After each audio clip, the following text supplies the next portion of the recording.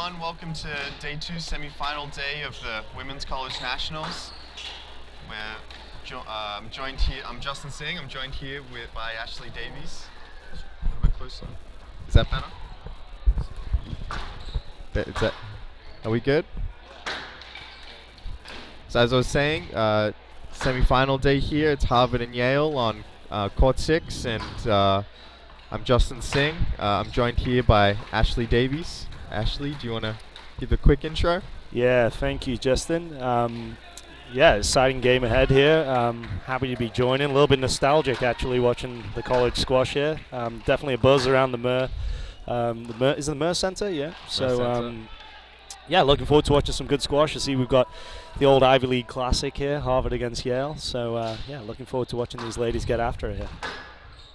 Yeah, first game here on the number 3s, we have Mina Usuri from Harvard against Yale's number 3, Christy Tinyan Lau. And Harvard yesterday coming through against Penn, 9-0, whilst Yale sneaking by Columbia 5-4, which a slight upset given Columbia took the victory during the regular season. So this will be an interesting contest. Looking to the scores updated here. A few points into the first game. Yeah, so it looks like Usuri's come out pretty hot here, looking to get in front of her opponent here. Yeah, we have Usuri in black and Christy, who is in white.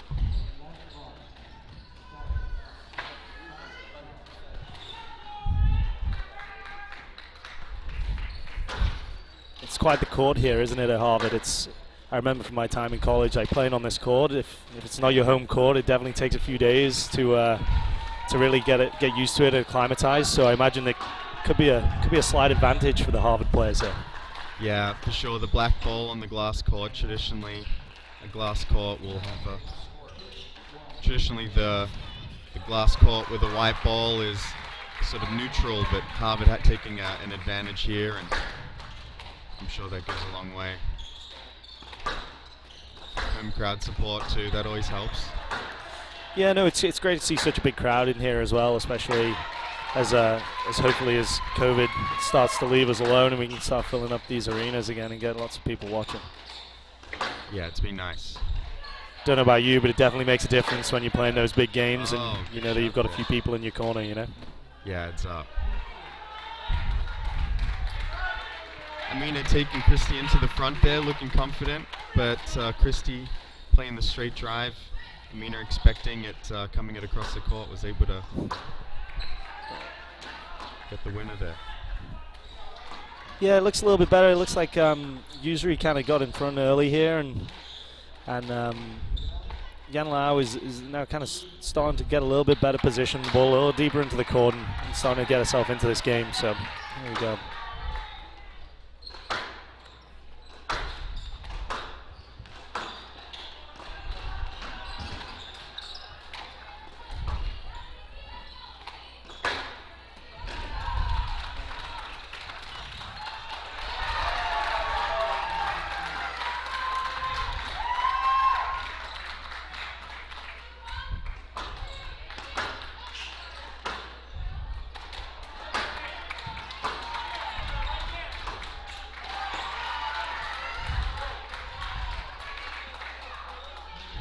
A little close to the ball there, just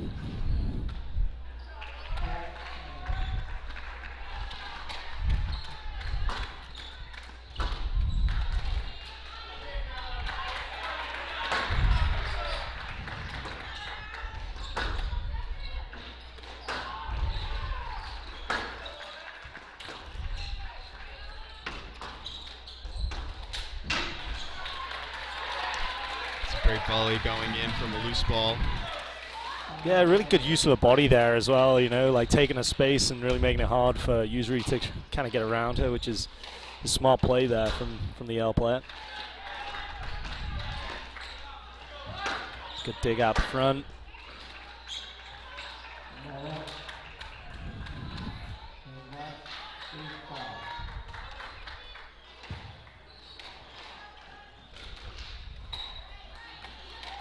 So these two not playing in the regular season. I think Christy played Habib El Defroy. So these two, I'm sure, not playing all year. They'll be testing each other out, looking for the longer rallies in the beginning. Good length there. Yeah, it's been interesting. I know with Nationals last week and Nationals this week, there's a couple teams that are missing players due to COVID. Obviously, Trinity yesterday were down 2 and still got a fantastic victory 8-1, which is obviously testimony to the team spirit there pulling through with a couple players missing. I know Princeton were missing a couple players as well, suffering I would say a slightly surprising result against Drexel with the 6th seed taking out the number 3 seed Princeton. So it's definitely all to play for this weekend, which is great to see. Good length there by Amina. It's good basics. Can't beat a good squeeze on a glass. Ashley, do you think it helps playing your opponent in the season pre a big match, big nationals? Would you rather going in, both of you, just taking to each other, not knowing play style? I think it depends how that result went in the season. You know, if you won that game in season, you obviously take a lot of confidence moving into that match when you play them again at nationals. And I guess also maybe if you lost, you see it as a chance for revenge. So depending on how you want to shape it, I think it can have an effect either way. Personally, I always used to love playing someone in season and then bring it to them at nationals. You know, like when it really counts.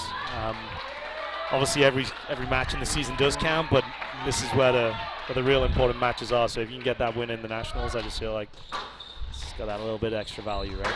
Yeah, absolutely. So we're looking for the score update. We're seeing that we're deep into the first game here. Great finish from Christy. Short ball gets taken to the front with confidence, and Amina has to get the ball a little bit deeper. You know, she's got the great basics, but a couple times losing concentration. That ball dropping a bit short, and Christy taking advantage.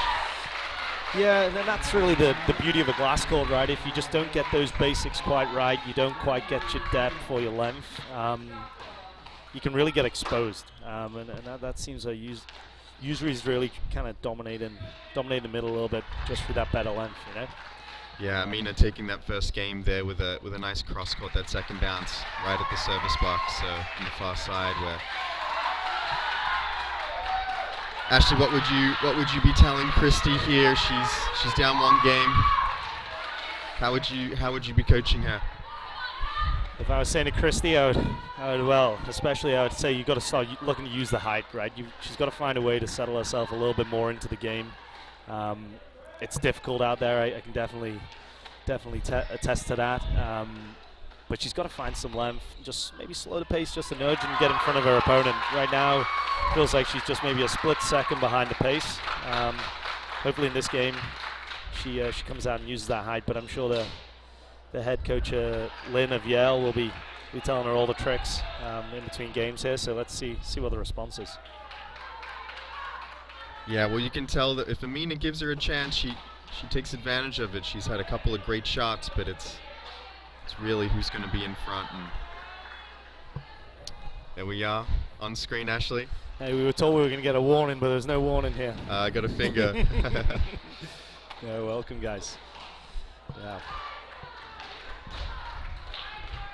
Yeah, so for background, I played at Drexel. I was on the team graduating 2014, and then working here in Boston as an assistant pro at the University Club of Boston.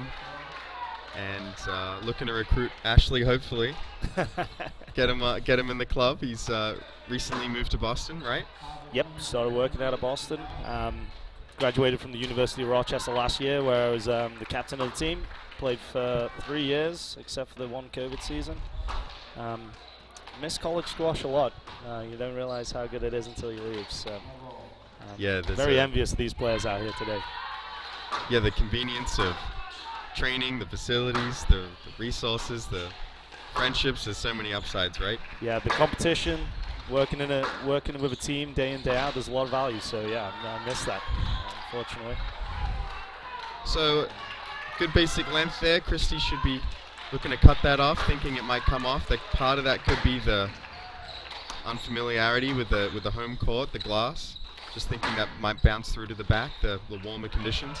Yeah, you can just see again there. Usually just seems to be just applying that pressure, getting in front of her opponent, and really kind of opening up the spaces and putting Christie under a lot of pressure here. Yeah, it's a nice width, but Christie thinking it's going straight and getting caught left to right there. And really should be looking as close as possible and waiting as long as she can to make sure she knows which way she's moving for the next shot. Amina taking a early lead here in the second. Yeah, you really want to try and get the brakes on this. If she's running away with these quick points, you kind of got to try and get a foothold in this game here, or he could run away pretty quickly. User is not looking to hang around. She's looking to get some points on the board, which is good. Yeah, just catching the side wall there, coming to the middle. I think a stroke, but that looks like a let. It's very kind of the referee.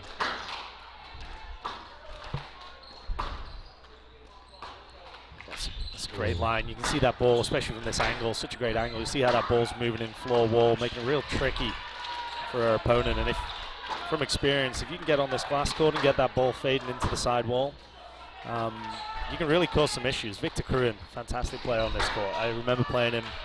He just glue you tied to the wall, and you can really close down the court through that.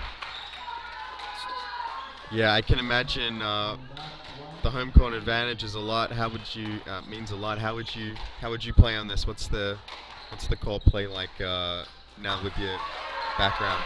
I would say like the key issue here is trying to establish that length and line. With it being a darker color, you can often seem just a little bit behind the pace. You don't quite see it off the wall or off the racket of your opponent because of that dark ball on the gray wall. So key things that I would always focus on, especially when we travel to Harvard, was you've got to find that length. You've got to find your base to give yourself a chance to establish the middle. And once you can get that middle, then you can start looking to attack. But I always thought that first 5 points, first game, it was all about trying to establish some comfortable feelings on the tee. Otherwise, I recall playing Marlon Tarek on here and getting a bit of a seeing to. Before I knew it, I was 2-0 down and I hadn't really seen any balls or felt comfortable at all. So I can say from experience it's not easy. So this could be a good home advantage here for Harvard. Yeah, well, great. Hard to see. Was that in? It was in great angle. Oh, just above. Beautiful second bounce.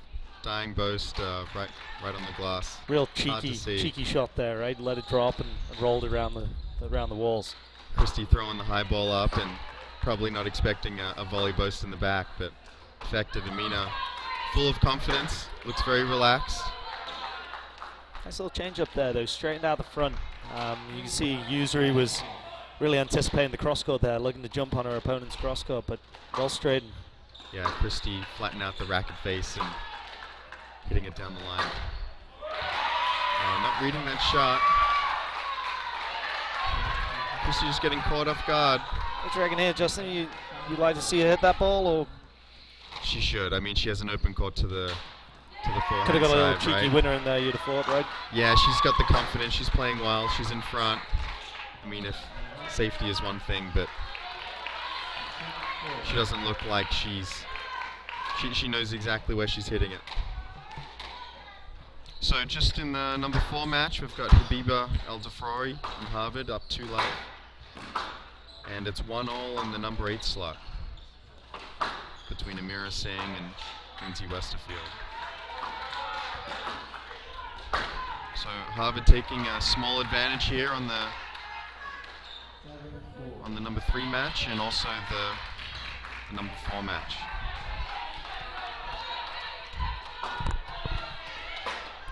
Yeah, you just feel if you're coming up against the top seed Harvard here, or you really have to take your opportunities, right?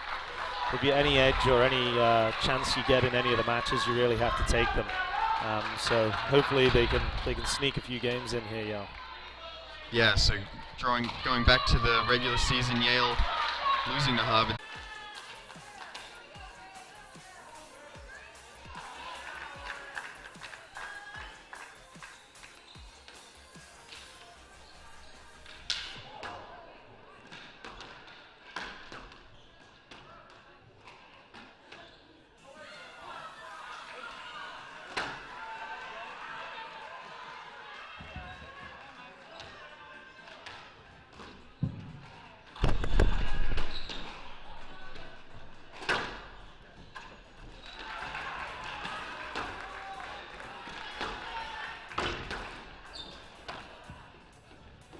Alright,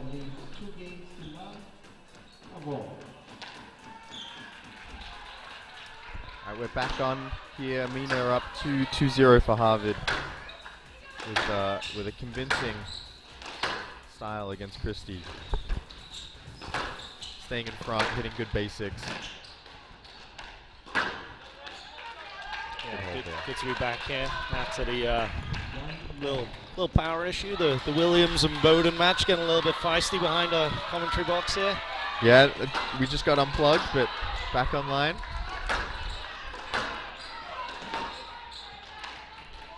A little bit of interference there.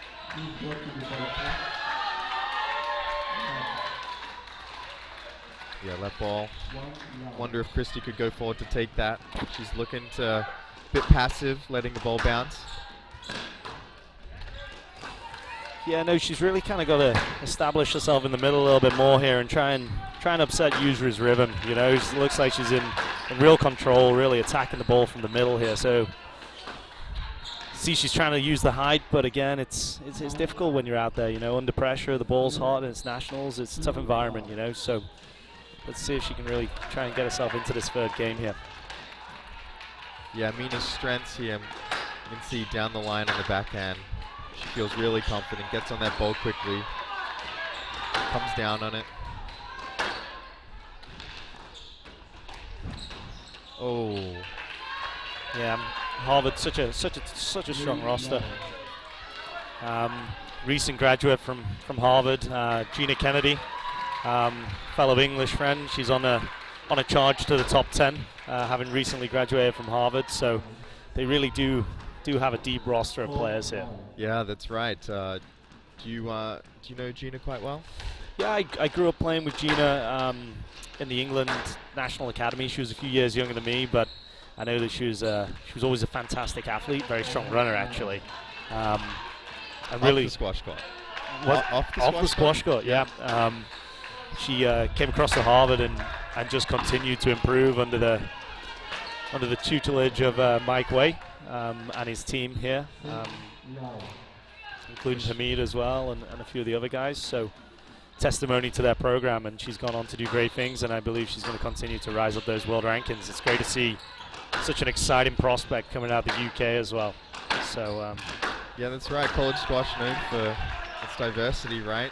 These rosters are filled with players from all over the world, and the American players themselves are finding their ways onto these rosters. They're stepping up to the play. We have Sabrina Sobey, she's graduated and playing on the circuit. We have, who else do we have on the Amanda, Olivia Fector, who graduated from Princeton. There's some really fantastic players that have come out of college squash in recent years. Obviously Ali Farag, and there's obviously a handful more names, but that's just to list a few. So it really is proving to be a fantastic environment for players to develop and get a great academics under their belt and really transfer that on into the professional game as well if they choose. So college squash is doing a great job. Just seeing the result from the Windy City Open. Have you been following, Ashley? I've been following a few games, but it sounds like you've got a few more results than me. No, well, just thinking about Gina playing Gina Kennedy, playing Olivia Fector, right? So Princeton #1 and Harvard #1, and Gina coming out on top there with her recent form. Both players playing very well. Yeah, no, it's great to see. It's obviously something that's become a little bit more common in recent years, which I think is great, that players are transitioning from the college game and going into the professional game, which I don't think was too common probably 5-10 years ago. So really good James to see. Woolstrup having I think I remember James Woolstrup having an argument that going to school and then playing professional squash was really challenging. If it wasn't him, I hate to be mistaken, but you know, it's really been proven wrong between Ali Farag and then everyone following. You've got Amanda Sobey and Gina Kennedy. You've got all it needs is a couple players like that, obviously, to kind of change the way it kind of works. You know, like it's a fluid situation. The game's always evolving, so it's great to see, and obviously great to see all of these players here playing this weekend. As Christie's really trying to hang on here. Yeah, that's right. Amina's looking in control. getting on the full of confidence, getting on the ball early. Christy having a hard time getting it behind her. There we go, got the bounce.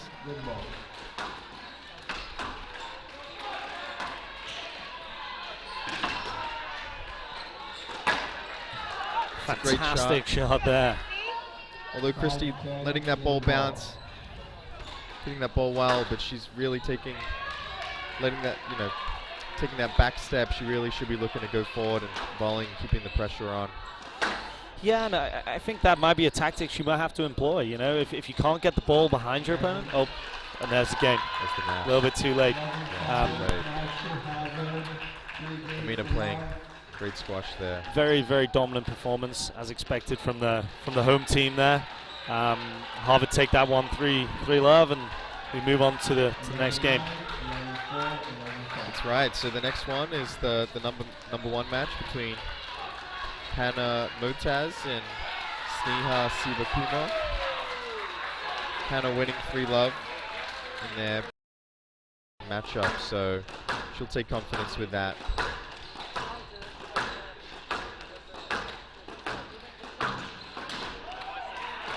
Okay, so we got the number ones coming on now. Yeah, the number ones. Let's see, we'll get the scores from the other courts.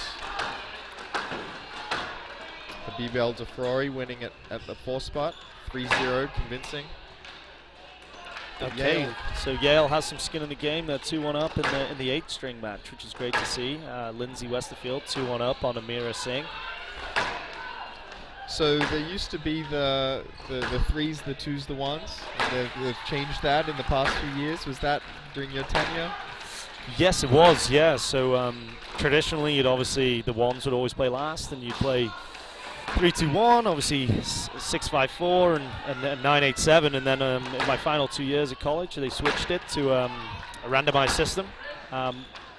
And the essence behind that was to give obviously all players the chance to kind of close in a game or a match for their team. If I was being selfish, I'd say I wouldn't like it, but overall for the team, I thought it brought great value, and I saw some guys down the order saying playing like maybe 9 or 6, like getting that chance to win a 4-all match for the team and really have that spotlight, that pressure, and that development. And I think it's a really cool rule. I think it was a good addition by college squash, and it keeps things fresh. Yeah. Well, we found that out last week between Harvard and Penn, right, at the men's nationals. It all came down to the 6s, I believe, right? Yeah, it came down to the 6s, right? Traditionally, that would have been the first wave. Yeah, exactly. So you're right. It puts different pressure on each person at different state. Did you prefer being the last person on court with the crowd and the noise? I'll answer that very simply, yes. I love being the last match, everyone crowding around my court, it being 4-all. That was the situations I kind of strive for. I felt like I played my best squash in those environments. So when I saw the rule come in, again, selfishly, was a little bit like, I wish it was the way it was. But overall, from the team and from my experience, I think it was a good move by CSA to move to that structure. And yeah, it's good to put those guys in a pressure spot. You know, you learn a lot in those spots, I feel like. So definitely a good one.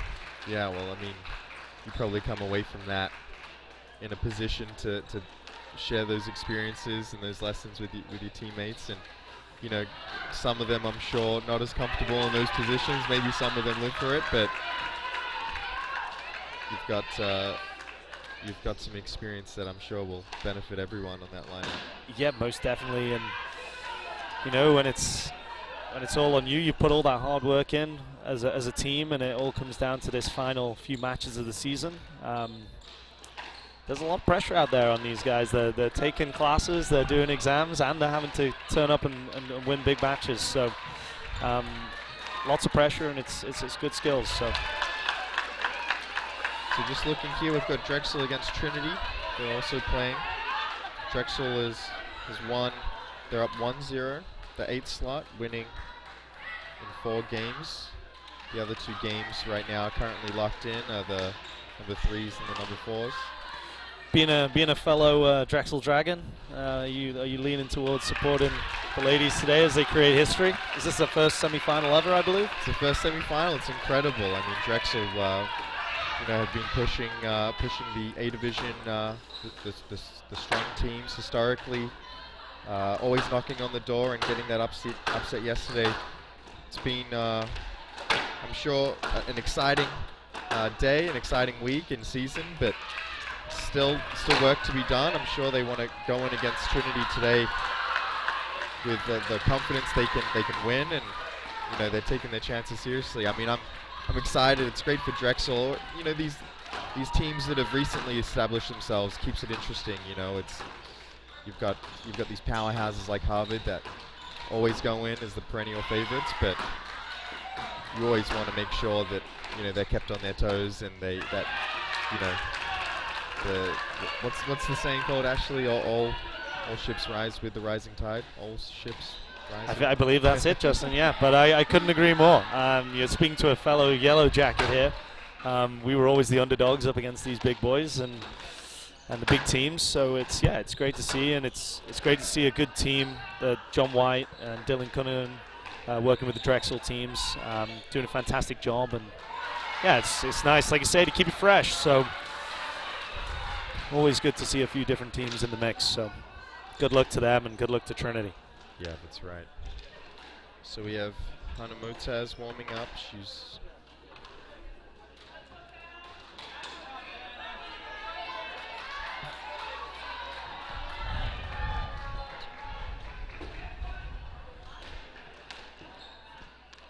There we go. So confirmation of the score of that number 3 match just went by. Mina winning 11-9, 4-5 against Christie. So after the first game, really taking control there, staying in front and putting the win on the board for the Harvard team. Ashley, did the overall score affect you before you went on court? If your team was up 4-0, or if it was 3-all and you knew? I would say probably in a slight way. If the whole match was on your game, that obviously added a different layer of pressure. But at the end of the day, Justin, you got to go in there and win your match, right? Wherever you're playing in the order, your win counts for 1 point. So at the end of the day, you're going in there and you basically have to do your job, whether the game is you're 8-0 down or you're 4-all. So personally, I liked it if the whole game was on my match, because it added that extra bit of adrenaline, bit of a buzz on the game. But also, if I was walking on there and we'd already lost, I'm still out there to go and do my business. So it didn't affect me too much, but I know it can get in the heads of some people. I was an older player in college, so I think some of these players who are, especially if they're freshmen and playing at 18, it could definitely have an impact. Yeah, there's a big difference between a senior versus a freshman, even if whoever it is has got whatever experience coming up through the junior ranks, right? I mean, you were coming up on the junior scene with a reputation, right? And going into that number 1 slot, I'm sure that pressure was different from anything else you experienced. Yeah, no, going from playing individually to playing in college is definitely a transition, because all of a sudden, like I said, you go from playing for yourself to playing for 8 other guys and the rest of your team. So it definitely really brings a different dynamic, college squash, which is a really cool experience in my opinion. Definitely very different to the pro game or the junior game, where you're predominantly playing for yourself, unless you're playing for your country.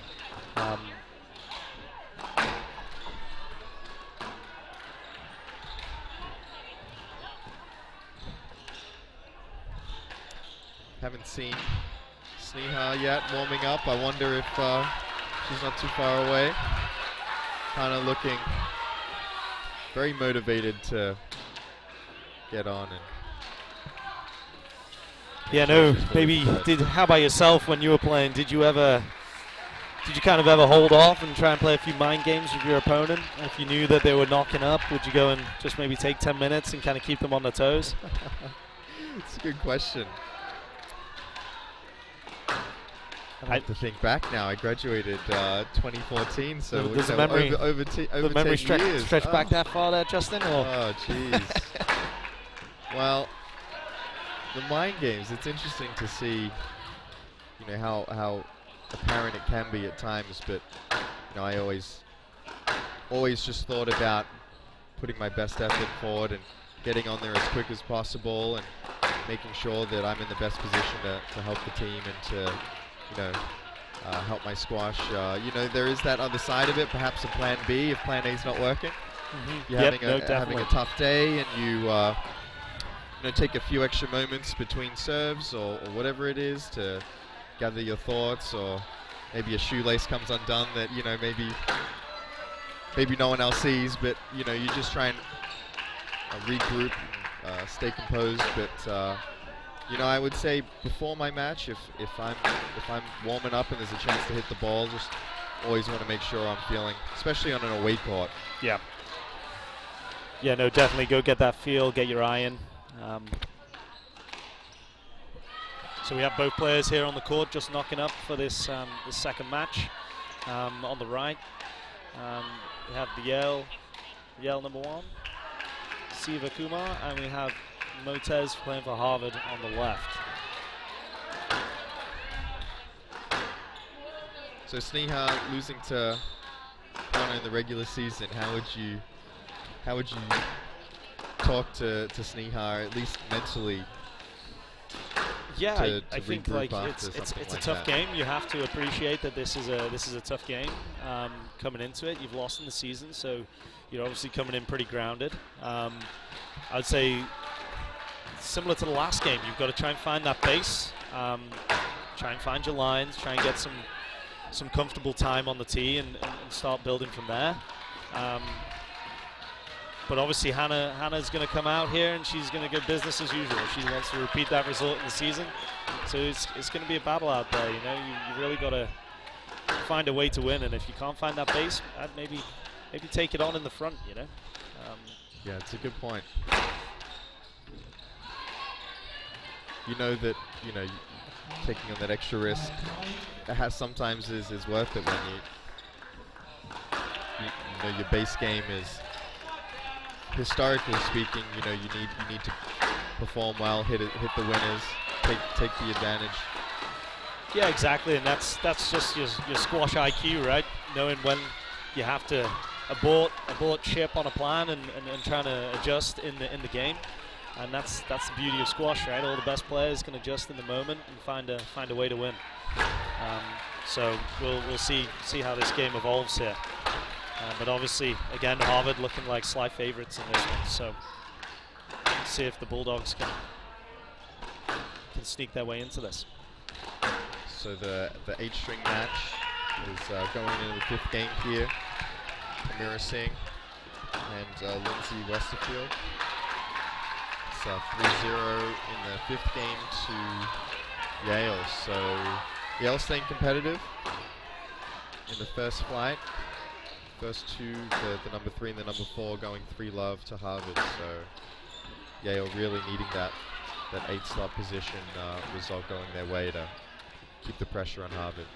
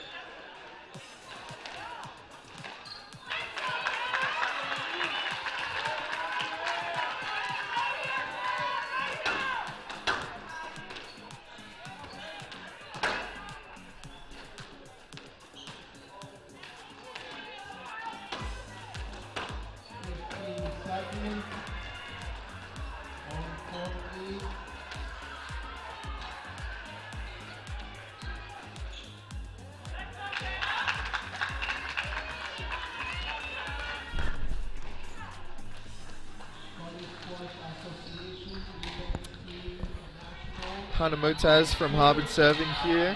First game, just about to start.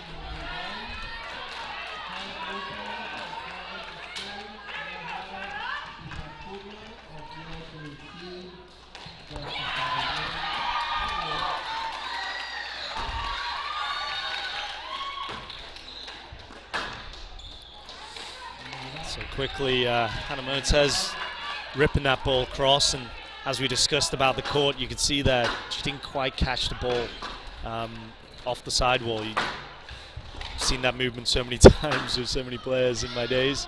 It's just hard to see it out there, so same again there. She was expecting the cross, didn't quite catch it. That's right, getting on that ball nice and early, hitting it down the line.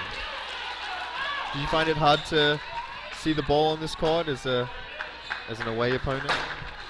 Always. I just found it very hard, especially if you haven't practiced. First practice when you arrive on the Thursday before is always crucial. I would always try and get a really long session in, which I probably wouldn't do at most places. If I was comfortable on the court, I'd usually get on there and hit for 20 minutes and then rest so I could be fresh for the game. But whenever we came to Harvard, I'd usually want to spend at least an hour just trying to acclimatize to this court, play with my teammates, purely because of that vision issue. It's if you're not used to it, you can sometimes not see the ball, and you can see Siva there just hitting a couple balls to herself, just trying to acclimatize and trying to find herself a little bit of rhythm here. Yeah, great return to serve there on the tee, hunting the ball. Great volley. Powerful volley from the tee. And that'll just settle the nerves, you know, just getting her iron, getting a good shot away, just kind of get the serve, get control of the ball, and just take a breath, you know. They seem like small things, but in the overall for the match, that can really help you, you know, getting settled and getting in at 3-all as opposed to down 7-0 in the first, and then it can really run away from you. So she'll need to try and get herself into this game fairly early, I feel. Getting onto that ball nice and early. Kind of not phased by that previous point, taking the lead 4-1.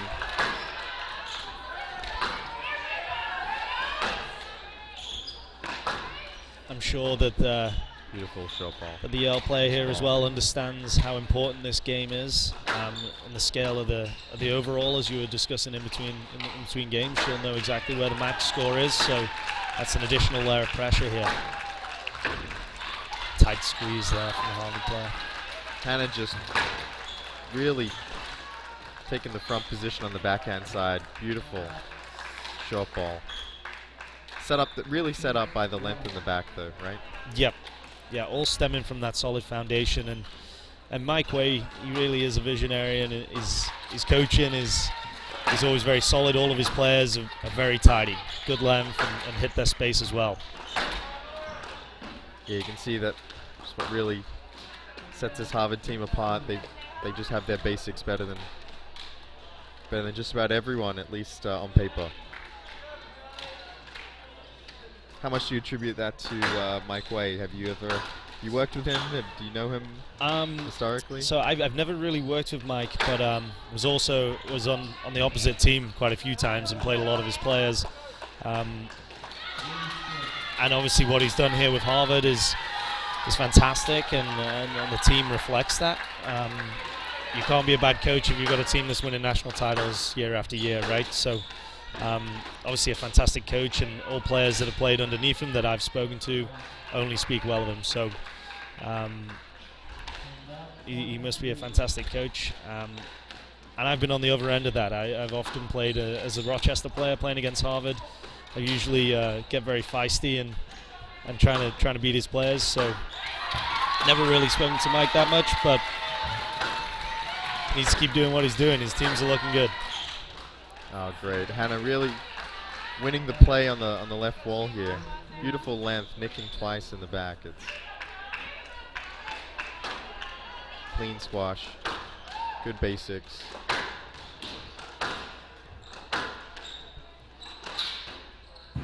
Sneha just that length just staying a bit short. That one getting further in the back. There we go, but that's service box.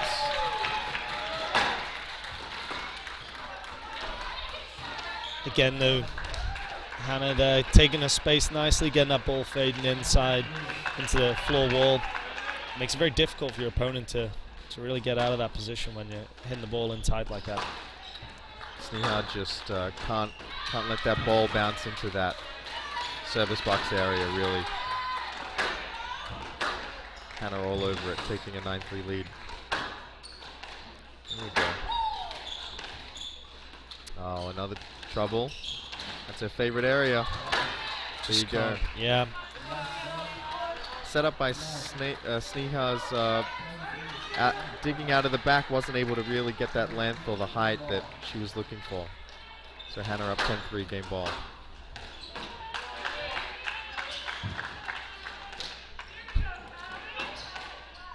That's better. That's what she needs to do, just to try and capture that middle. Not quite capitalizing on it there, but just again struggling to see the ball with the color of the walls.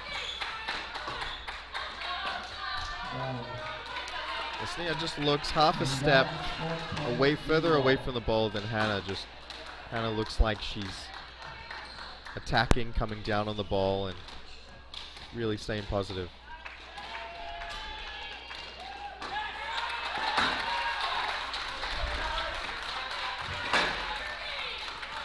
They're really pinning her in the back here. Pinning her back, and then the finish is in the front, right? The space has been created. It's a solid performance there from Hannah in the first. You're down 4-10 game ball. Are you thinking really put in a good performance to try and get some momentum for the next game? Do you give that game away a little bit? How do you feel? Regroup? I think it depends on the player, really. Being quite a boring player in a sense, being a boring English player, I would probably try and put in some real tough rallies into the legs of my opponent and try and elongate that first game as long as I can, probably knowing that I'm going to potentially lose the game, but trying to get a little bit of energy taken out of their legs. But I also know a few players that might start to shoot. So really depends how you play it. I would definitely try and lengthen it out, but pretty dominant performance here though from Hannah, not really letting her opponent get back into it at all. Yeah, Sneha just needing to get kind of further back into the corners. Really, though, set up by Hannah's great length, and Sneha sometimes unable to match that quality. There we go, Ashley. Solid performance there from Hannah. Let's see if she can try and acclimatize to the court a little bit more in this second game. Yeah, I would be telling Sneha that she's got to be getting that ball further back if she's going cross, that she's got to avoid Hannah's volley, especially on that backhand side where Hannah's had a lot of success. So get your opponent behind you, but really you've got to be avoiding that volley so you can be in a good position in the middle. No point just running around, not feeling comfortable. You got to get your feet under you.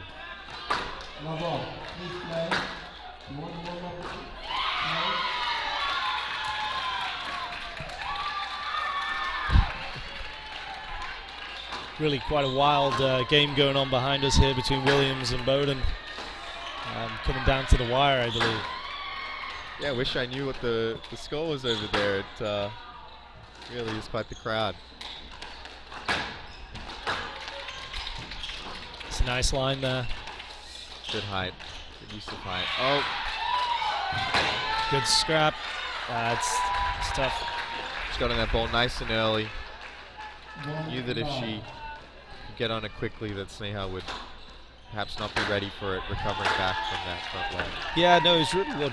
It was good awareness there, like if she'd have taken her time and maybe held the ball, she could have given her opponent a chance to get back into the rally, but she really jumped on it and realized the moment there. So good court awareness. Love to see that. Any further updates? So we got a Amira Singh winning for Harvard at the number 8 match, coming back from 2-1 down against Lindsay Westerfield. That puts Harvard up 3 matches to love. And it looks like in the 5-string match, Serena Daniel is 2 games up on Megan Streetham, and looks like they're just on the 3rd game there. So Yale really having to hang on here. Home court advantage is real, right, Ashley? Oh, beautiful land. Most certainly is, Justin. I don't know about you, but it seems pretty warm in here as well with all the fans. It definitely has an impact on the game overall. I know during my 4 years at Rochester, we always believed that the Harvard courts were very hot compared to other places. Yeah, the building's big, so, you know, it's misleading. You think you're... that ball coming to the middle there, I would say stroke, Ashley. What do you think? I would go with stroke there. Yeah, she had no ability to hit the ball there without hitting Hannah Motez. So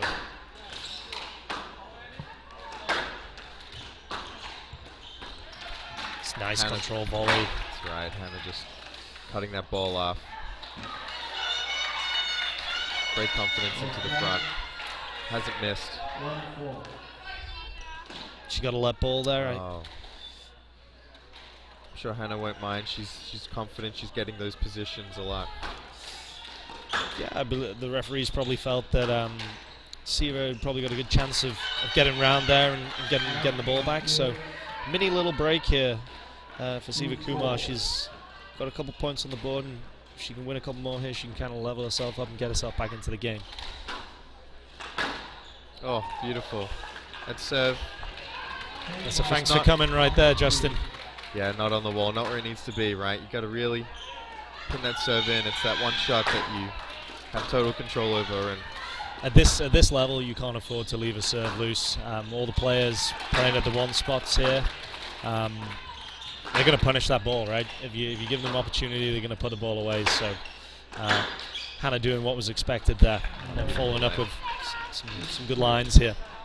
Hard hitting, knows the court well. You can tell just her targets, just hitting them cleanly and able to get that ball to bounce twice in the back.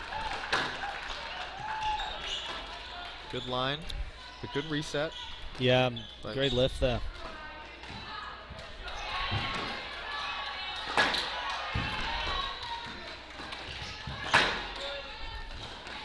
Some tough rally here for the ladies. Both ladies really digging in. Great rally. Beautiful rally. So I would say Hannah's strongest corner is that backhand, that front left. She really has been getting forward quickly and attacking quite a lot from that position in the front left. Look at there, she's got a lot of options. Would you take on opponent's strengths, or would you steer clear? Would you respect that and play away from that?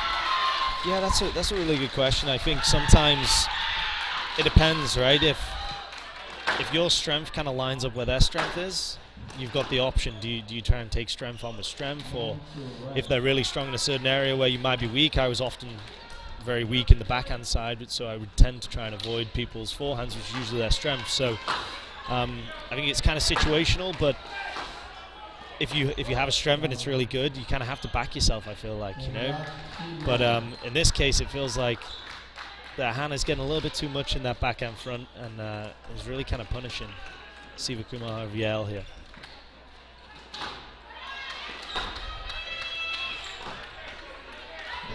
Yeah, no real reason to be boasting that ball that's coming off the glass there. Just perhaps the pressure of the moment. Needs to really stay disciplined. I think it's really important to note as well that really tough rally where both players kind of really went to the well and put in a tough rally. Hannah, I think, came out on top of that, and then she's won 3 quick points there to close out that second game. So those big points are pivotal, I feel like, in a game like this where you're trying to get back into it. You really have to realize those moments in the rally and try and hang on, or games can run away from you quickly, like Hannah has just shown us there, as she stole those last 3 or 4 points real quickly. Yeah, Hannah really taking control of these 2 games so far. A lot of winning shots, a lot of winning opportunities in that front left, and on that backhand volley. And you can tell after that hard rally that they had that kind of running away with the rest of the game.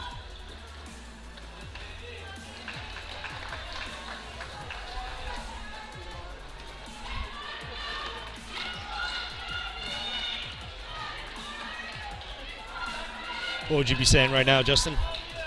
If you were tagged in to coach Siva Kumar, 2-0 down against Harvard on their home courts, how do you turn this around? You've got to respect Hannah's strengths in that front left. I would be looking to be playing, avoiding that volley, especially on that backhand side. If you're crossing, you've got to be keeping it low and out of that range, so that cross-court penetrates to the back. Otherwise, you know, the basics, the straight lines, keeping it tight, you know, staying disciplined. I mean, there was a few boasts there that Sneha didn't have to hit, so it's really reinforcing that discipline and that confidence that all the work throughout the season is, you know, it's for this moment now. So respect Hannah's strength. At the same time, know that you know, you're in a position to take her on, and it's only gonna be rewarded with discipline. There's no free points in this Yeah, no, matchup. that's a great point, right? It is that discipline, and it's a tough one. If you're going to turn it around from 2-0 down, you really have to stick with that discipline. But another great line there. Beautiful cross. And just kind of misfooting her opponent as well. I still believe that the court's taken a little bit of toll on the away players here. And Harvard doing a great job of kind of sealing up games quickly here. The tight length. Not giving their opponents a chance to kind of settle. It's another opportunity where Hannah gets to step forward and play that backhand into that front left. It really is a confident shot. Just probably the wrong time there, a little bit off balance, still moving whilst hitting the ball, just clipping the top of the tin.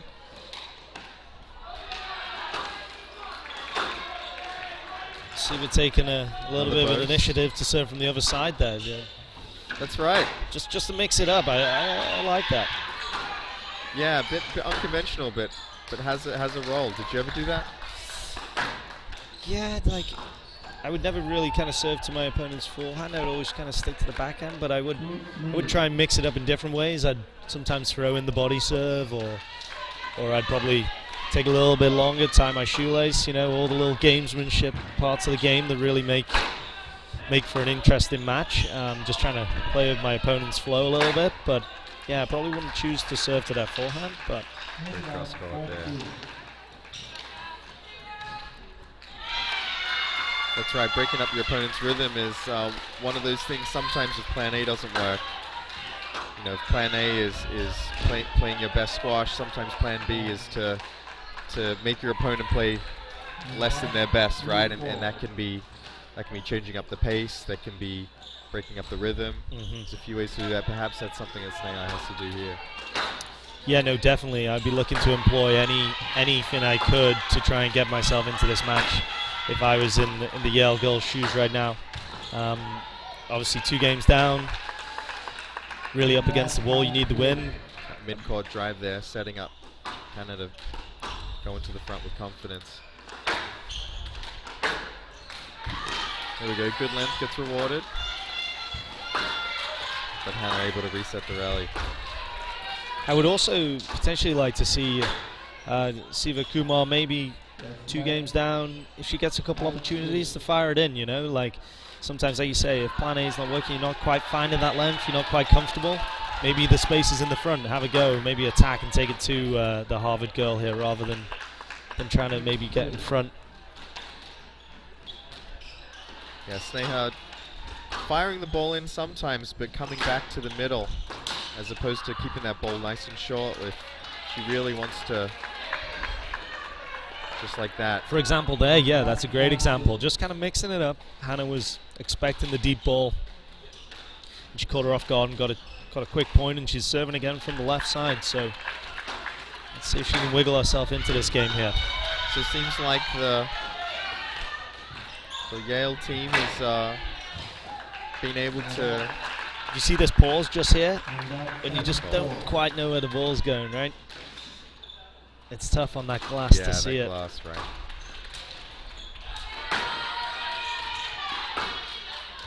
Good length there.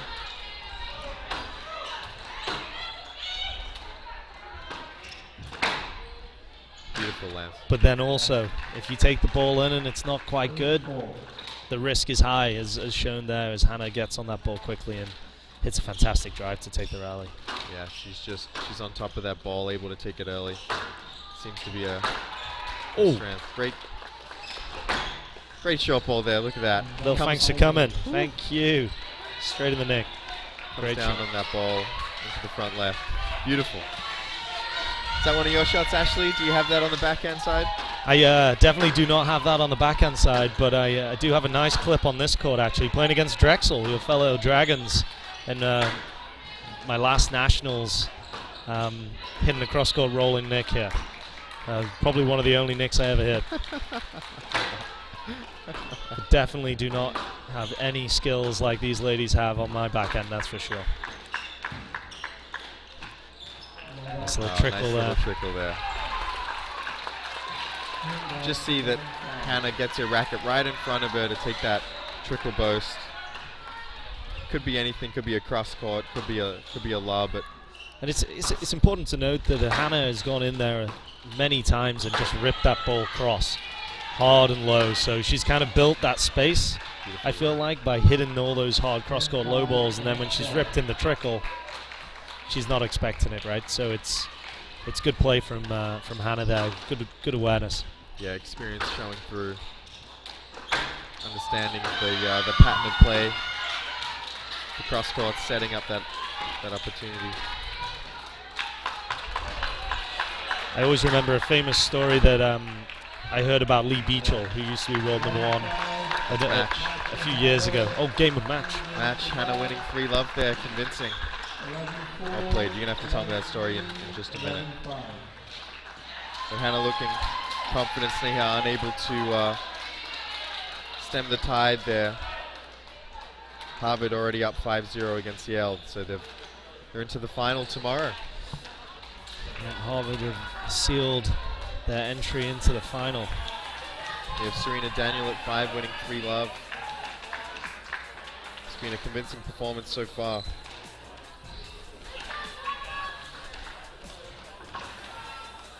Another good player that we probably didn't mention earlier was Lucy Beecroft, recent graduate from Yale, who's also now playing on the tour. Fantastic player.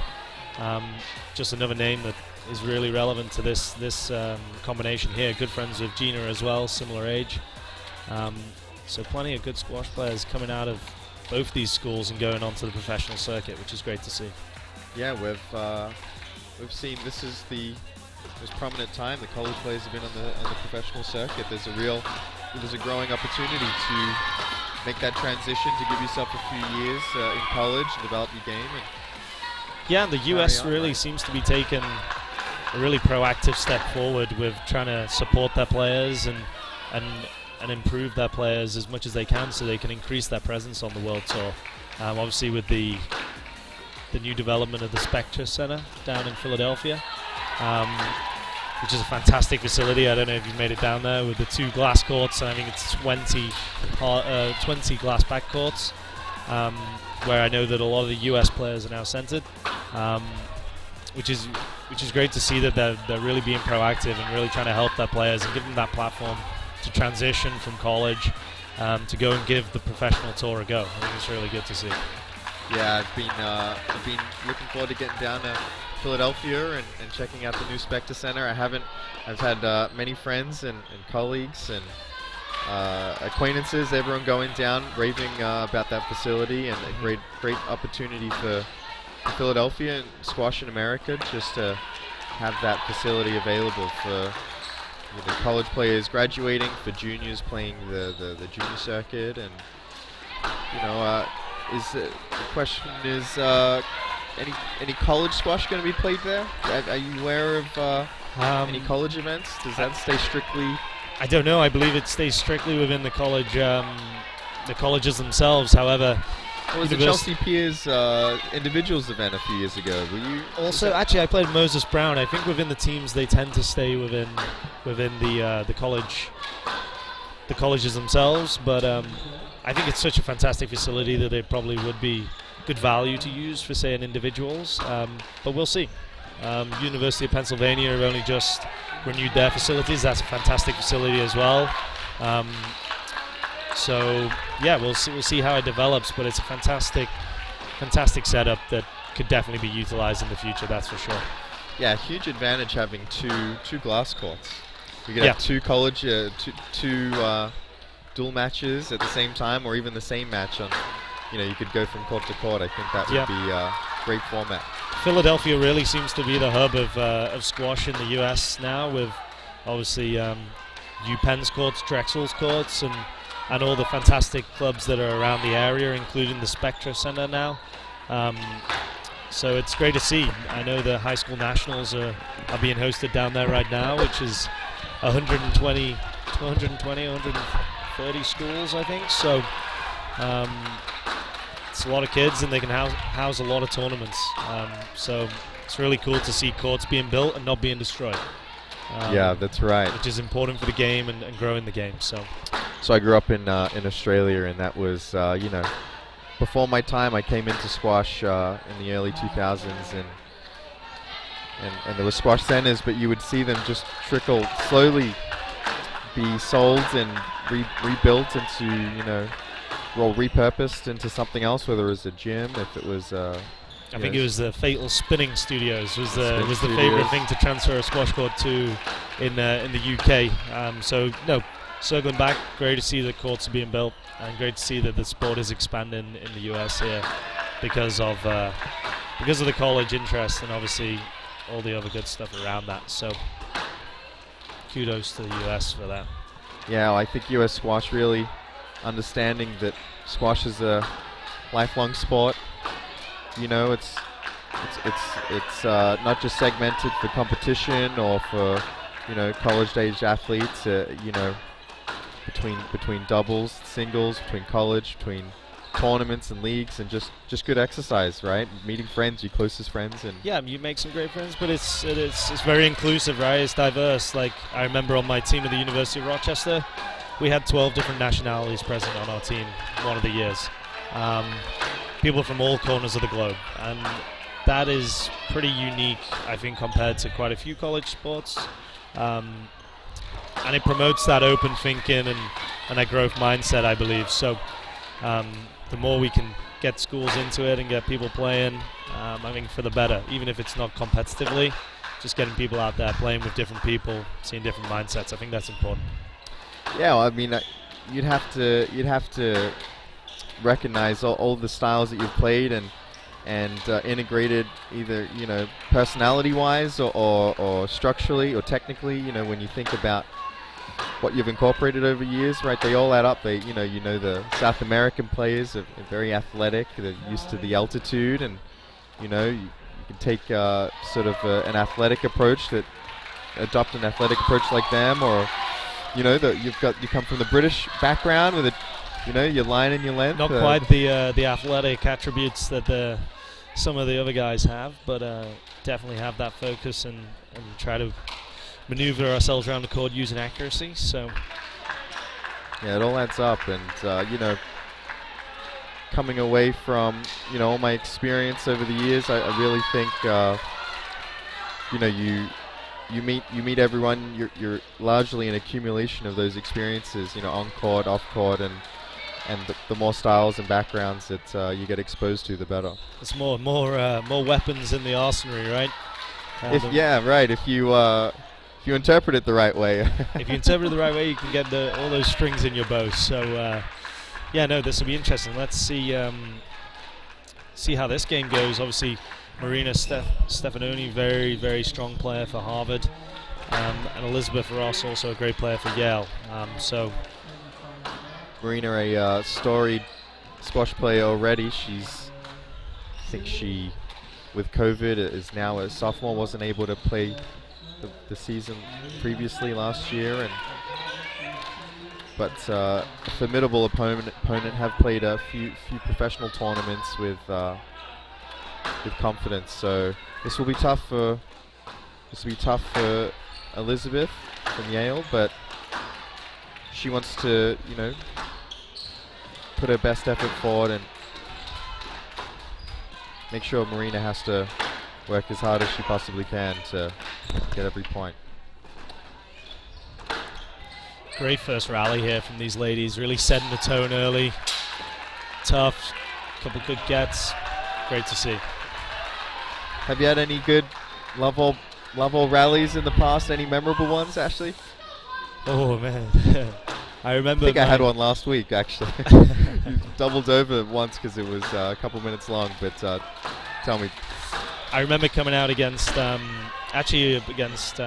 Lawrence. I was playing a gentleman called Mohamed El Gawahi, one of the most talented Egyptian players in my 4 years whilst I was at college. And we were playing at St. Lawrence in Canton. And the first rally, we came out on the glass court. It was a good crowd. And literally, he threw the kitchen sink at me.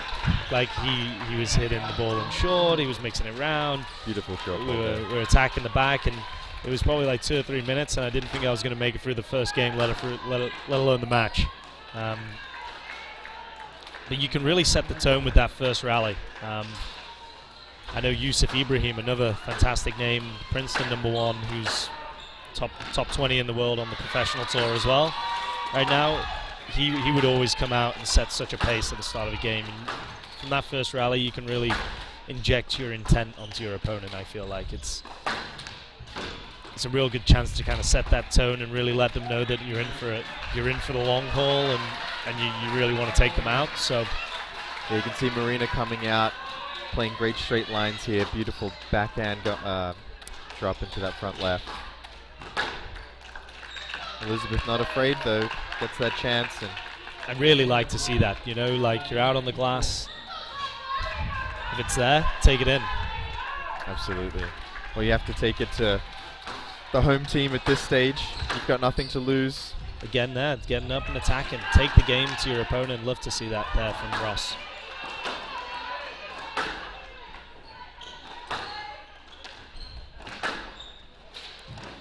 Just a wrong foot there. Again, I think that's the court there, Justin. She just didn't quite see the ball as easily. Fantastic hustle. Great hustle, being able to stay in the rally, get the angle. Little cheeky Ramia Shaw movement there as well, a little run through. One little run through, that's right. I mean, when you know it's going to nick and it's all or nothing, right?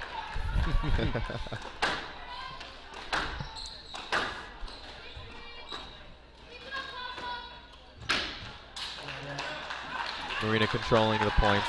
She's largely in the middle here. Both these girls look very fit, but Marina, that's one of the cornerstones of her game. It's good lines out the front there, well straightened by the Harvard player. Really kind of building the rally before opening up the front, but real good digging here from Ross. Straight ball. Oh, nice angle there. Fantastic hustle again.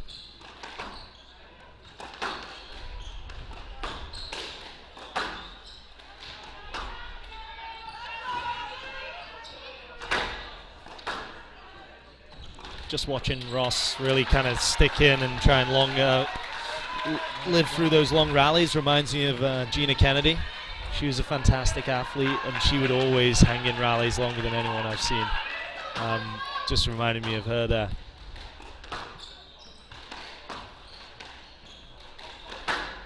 Yeah, Gina really able to run these days. She looks fitter than ever.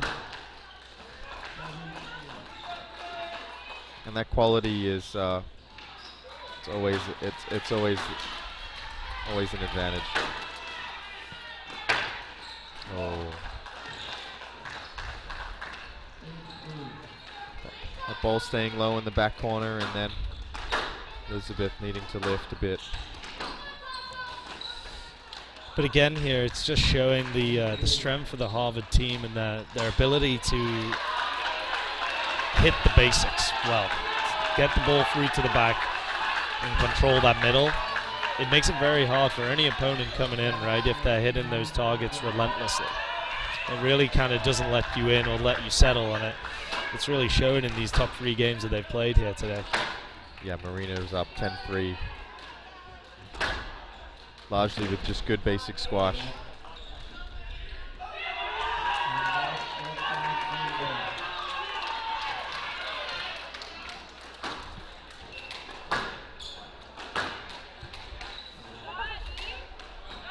Elizabeth attacking there, gets the opportunity. She has had some good success when she's got in front, and she has used that little stun ball. I think that's 3 points now that she's won off of those controlling positions, just hitting the ball in low and tight. And it's not a risky shot, you know, if you're hitting it in low and hard like that. I think that's definitely something that she wants to try and use more as she moves her way through this match. Elizabeth's fighting hard here, 3 points in a row. Looks to carry momentum into the second game, if nothing else. Yeah, exactly like you said at the end of the last game, Justin. If you're 10-3 down, get another 3 points in your opponent's legs, you know? Like, it may pay dividends further down the line. So, good pushback there from Ross, and we go into our second game.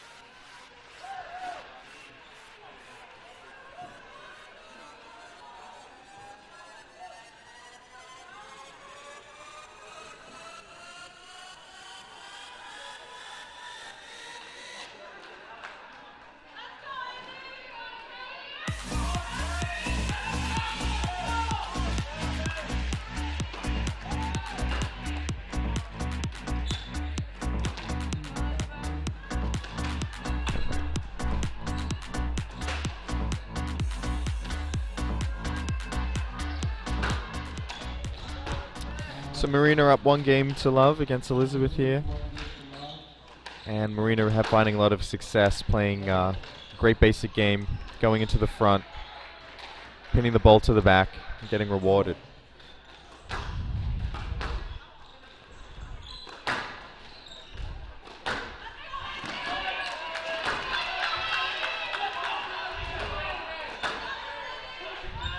Like to see Elizabeth just mix up the pace a bit. Use the height of the front wall to get the ball behind Marina. And she's had a couple of great attacks going to the front, so when the opportunity arises, try and get onto that ball nice and early, just like that. Ashley, welcome back. Thank you, Justin. Quick dodge out there, but Ashley, do you have a Lee Beachell story that we need to hear? oh yeah, Lee Beachell. So on the front of Deception, he would always say he would come out and he would try and hit the ball straight short from the back. First 4 or 5 opportunities he got to attack the front, he would take the ball in to create the space. So his opponent he had a fantastic hold, and he held that testimony to going on there and attacking the ball early and taking it in at the first 5 opportunities that he could get to create the space in the back of the court. So then he could build his hold from that, because his opponent would always anticipate that he was going to go forward with the ball, and then by taking that in the first game, he would take it in as much as he could. He then created the space in the back because his opponent was charging forward. It was always a very interesting take that I took from him when I was a young boy, actually, when I heard that story. I haven't heard that. Lee being one of my favorite players to watch, always Had a fantastic had a great hold. delay, Yeah. natural delay in his swing. And that makes sense, right? And he held that testimony to really attacking the ball early and actually hitting the option and then holding after he'd hit it. So a lot of players you see will tend to hold but not actually hit the shot that they're pretending to show, right? So it's pretty interesting. Marina going up 4-2 here. These great straight lines, Marina really getting rewarded with.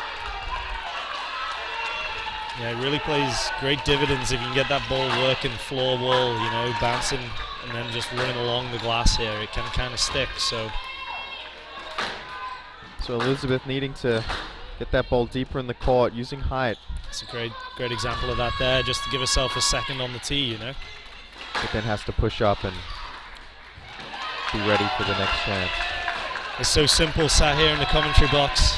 It's always a different story out there, so. Marina always relaxed. Oh, have you ever seen her under pressure? Even if she is, she looks like she's playing a practice match. It's almost her style. How was your style when you were playing for Drexel? Were you tense, or would you be a fairly relaxed guy as well? I was always relaxed, and got to ask yourself, you know, might not have helped me if I was 5 minutes late to class, but on a squash court, I think, you know, tried to be as cold as possible. Try not to let anything out, and Iceman. yeah, relaxed. It's all fine until you actually do explode, though. Had a few tantrums in my years, but largely they're behind me, I would say. No judgments here. No judgments here.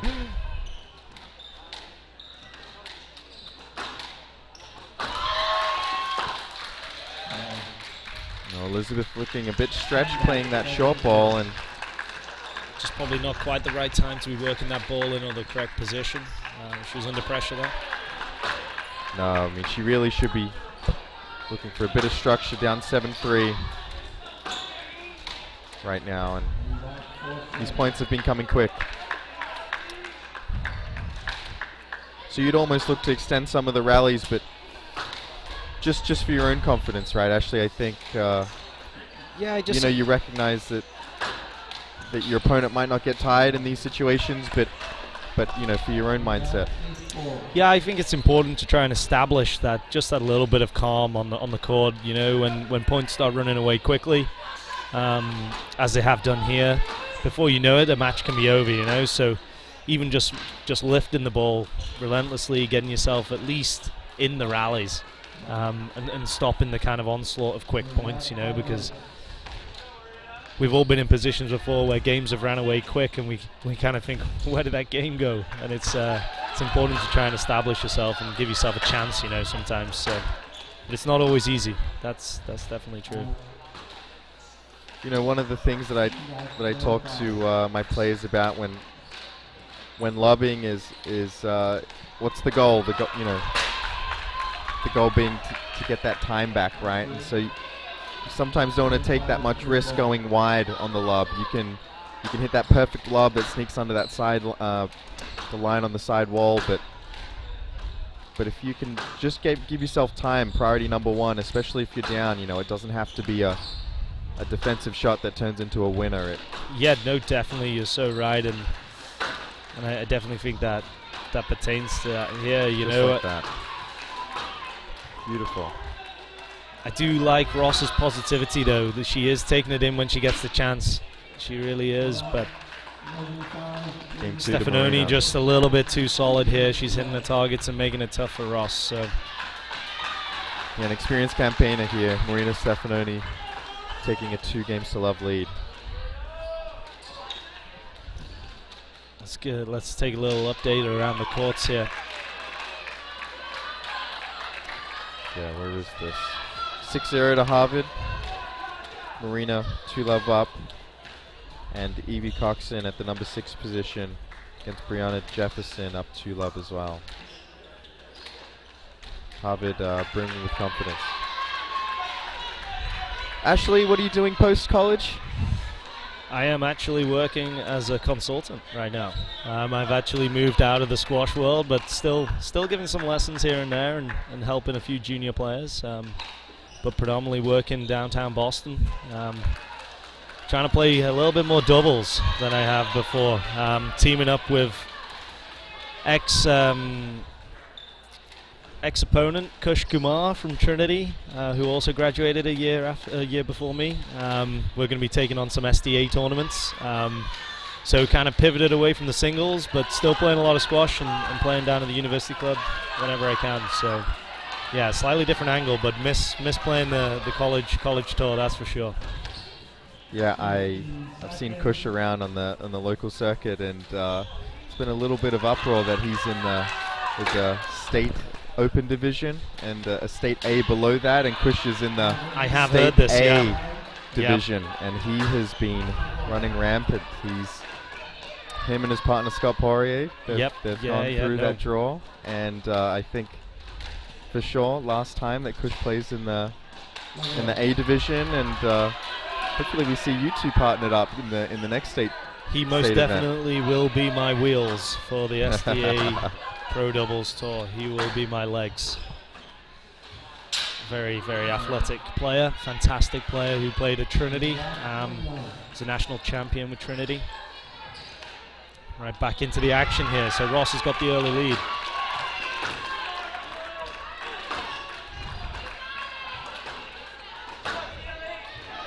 It's another great line though from Stefanoni. You can see Marina really getting onto the ball as early as possible, just moving her opponent from corner to corner, very rarely hitting back to her opponent.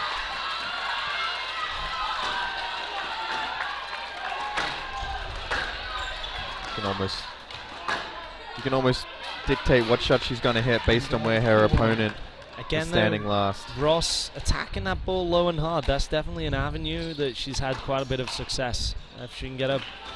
And again, it's fairly risk-free, you know, if you're hitting it positively. So maybe she can employ that a little bit more here to get herself. There we go. Get herself into this match. Ross looking to use height from the back. That's a fantastic get there from Maria. Great rally here. Both girls really going to the well here in this rally. Oh, lucky. Marina, great cross court. The old home bounce there, home court bounce. Yeah, Elizabeth expecting the forehand there, and that ball getting across. Marina finding that width. That's it, just on the top of the tin, that one. Nope, look good. All right. Just minor discussions between the players and the referee there. Nothing. Yeah, I thought that popped off the tin, Ashley. Yeah. Maybe I didn't see it well. Looked like it might have just dropped on the top. Fantastic to get under the ball before the second bounce from Marina, regardless of the tin, but that shot was on there. It's been treating her well as well, that shot, right? Maybe just a little out of position, but great little angle there. That ball, you can see as Elizabeth goes cross court, it's in the air. Marina's standing right there. That ball's got to be pretty lower to avoid that volley. Same scenario again, Marina going straight.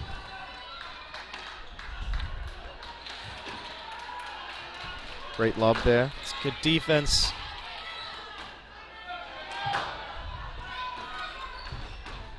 Looks like Elizabeth just slowing ever so slightly. You can see that the movement out of the corners. Again, that back leg just kind of coming through, not able to kind of get herself back out of that front corner. How do you think that mask is affecting Elizabeth, Ashley? Definitely could be causing issues with the glasses, right? Yeah, hard to see. As a gentleman who wears glasses myself, I can tell you that wearing a mask with glasses can be infuriating. So I can only imagine trying to play squash with a mask and protective eyewear on as well. You can really see the movement starting to fade a little bit here by Elizabeth. not holding the back leg on certain movements, right, is usually a sign that the player's legs are starting to fade a little bit. So yeah, and you can see Marina stepping forward to take that volley. And there's a weak error as well. She really needs to hang in here.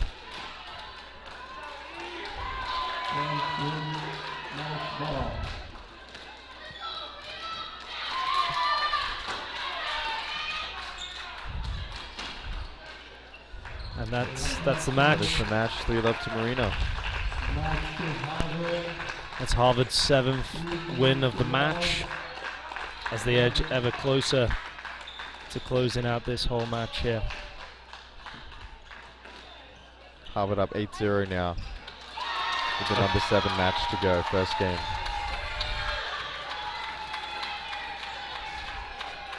Harvard looking real dominant, Ashley. Yeah, it looks like there's going to have to be a fantastic team to try and stop this Crimson Tide.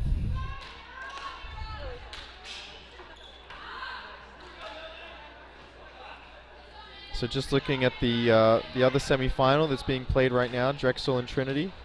Drexel's up 3-2. So that match is very much alive. Harvard's opponent yet to be decided. Ashley, do you have any opinion there?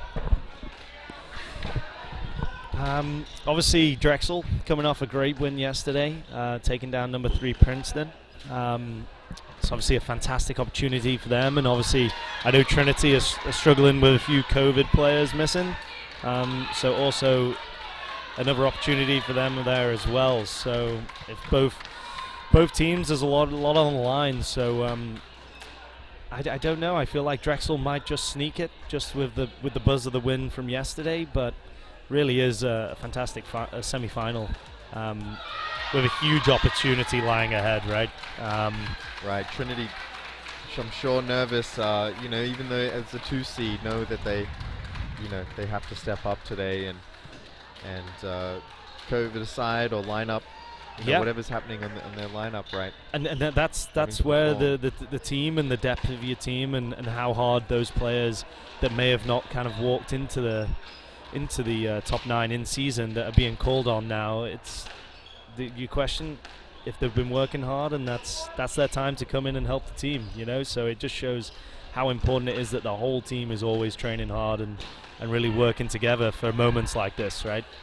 Especially with COVID, it's not as common that in the normal season before COVID that someone would maybe drop out or you'd have 2 players missing in the nationals, but that's the landscape we're playing in, so it definitely adds an extra layer of interest to these matches. So it'll be whoever can deal with that adversity the best that'll come through, I feel like. Yeah, well, it's an even playing field, right? Where all teams are facing the same scenario, and it does create an extra layer of interest. So yeah, I'm sure Harvard now, knowing that they're in the final, we're watching that match closely. Mm-hmm. So we'll see how it goes. The next match coming up on court 6, I believe, is the B division semifinal. So Cornell is featuring in that. Cornell is playing Tufts.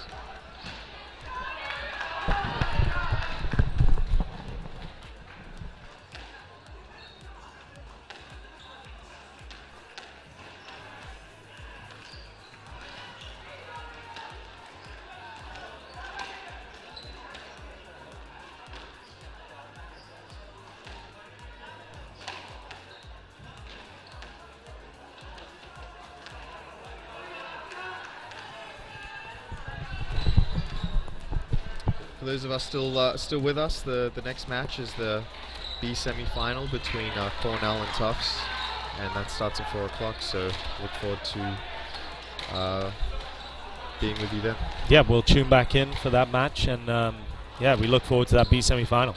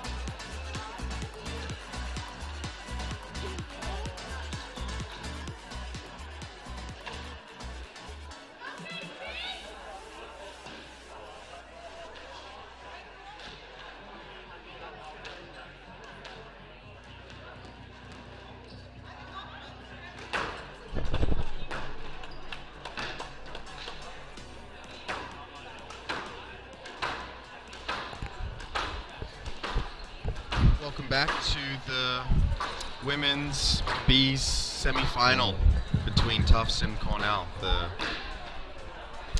first players on court, Selena Georgieva from Cornell, and then Vissa Pragada from Tufts.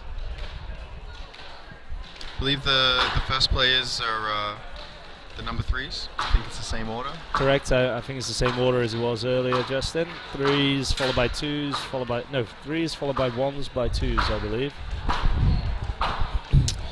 So Harvard coming through in the A semi-final, and currently going on, Drexel is playing Trinity, and it is 4-all. So interesting that those scores are live. It's going down to the wire. Yeah, real atmosphere building over on those other courts. Nothing better than a semi-final. Whole season coming down to the wire, 4-all in the semi-final. Both teams putting everything out there on the line. So we'll keep you updated with any results that we hear coming through the old telephone.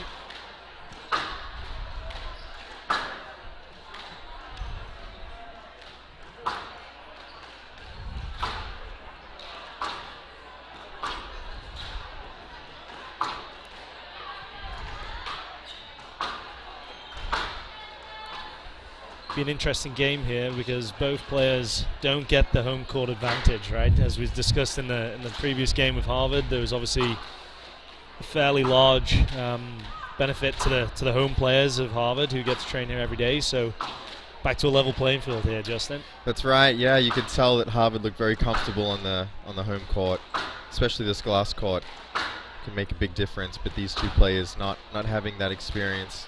Although Tufts just down the road, they do have their own glass court, new facility. Yep, that's a good point. Yeah, Tufts is based just probably like 15-20 minutes away from. Tufts is in Medford, so Cambridge to Medford, we're just a few miles, not too far. Maybe 15 minutes. I wonder how far you could almost walk it. Probably not today, but yeah. I wonder if the Tufts team managed to sneak in here early and come and get a couple extra hits on that. That could have been an interesting tactic if they did. Yeah, well, Tufts, this is a big stage for them. They're looking to make moves with new facilities and really make an impression with in the squash world. Cornell's a storied program. They've had the experience over the years. They know what the stage is like. But I'm sure Tufts has got the extra motivation. I'm sure. Yeah, no, 100%. This has got to be a real opportunity for the Tufts team and obviously their leadership.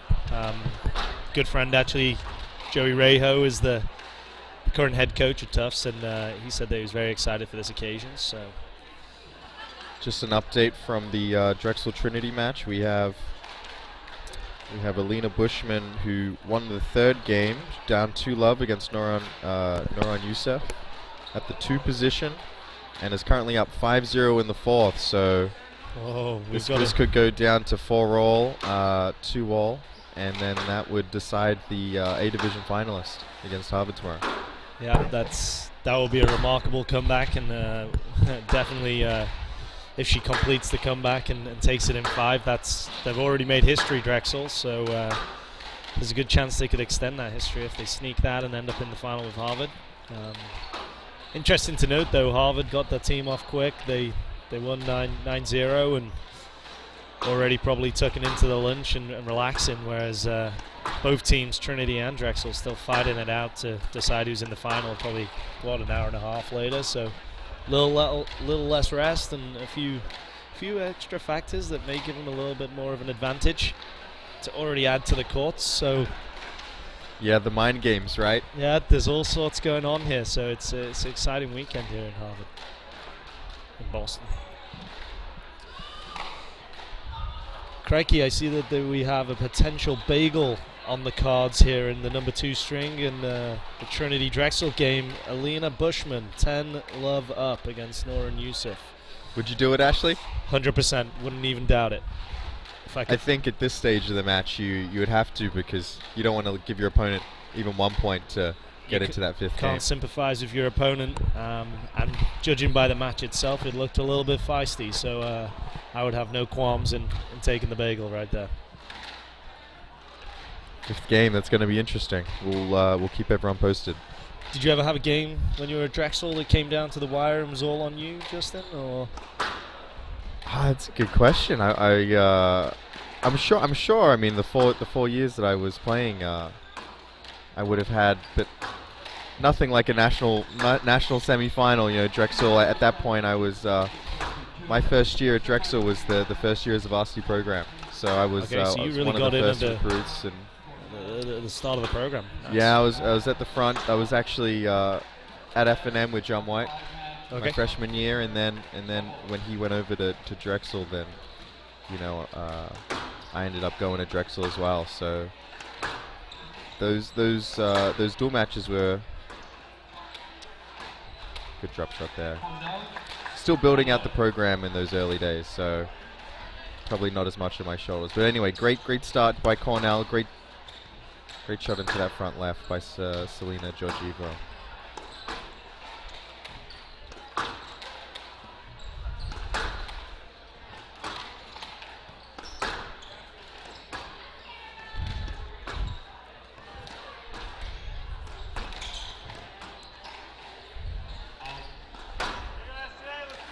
Just clipping it out of court there. Good start though from both players, both just jostling for position. Again, like we said in the last game, just trying to, so important to try and find that line and that length here, especially on the glass. Like, glass courts are well known for being much more severe. Having played on a fair few, it really is imperative that you find your corners and don't leave the ball in the middle, as you can really be punished. Yeah, Georgieva there getting the stroke. That loose ball coming off the backhand side. Have to keep it tight. You see there, just kind of misread the ball, probably the glass again there, I would imagine.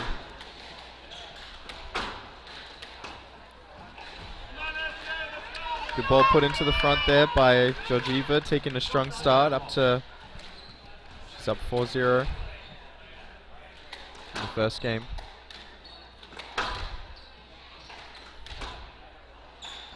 You know, these players testing each other out. One of the ways I talk to my players when I'm coaching, you know, in practice, volleying is the default. You know, you want to think to volley as the default rather than letting it go, and volley's the nice to have option. If you know you can take it early, then that ball is, you take the time away from your opponent, just like a beautiful volley there on the backhand. Sanjana getting herself on the board, being proactive, just as we're talking about the volleys, taking a nice backhand volley. Love to see that. Great use of height there, kept away from the sidewall, but getting rewarded anyway, which it's a nice to have.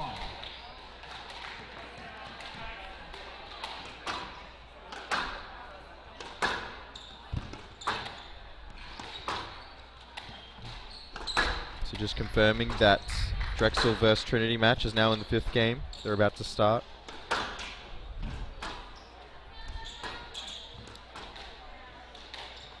Beautiful lob there, use of height.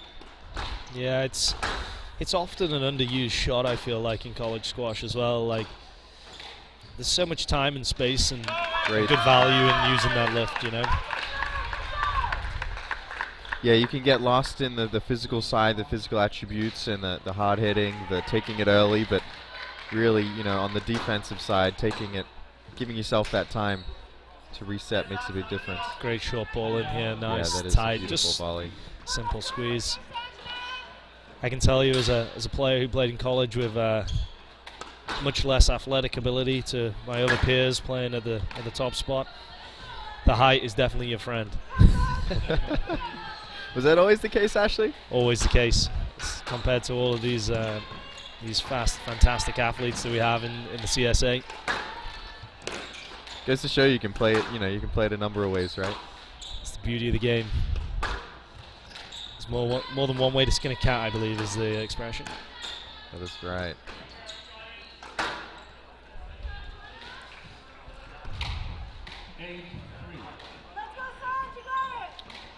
So just misreading that, and getting exposed. Perhaps the glass playing a role. You can tell that Vista Brigada is bouncing around, bounding. She's opportunistic. She's giving 100%. It's good body language. Georgieva just seems to kind of establish a little bit more control of the middle here, right? She seems to be just a nudge in front of her opponent and taking in balls into the front like that, and kind of forcing her opponent onto the back foot, kind of really taking control here. So be interesting to see how this unfolds.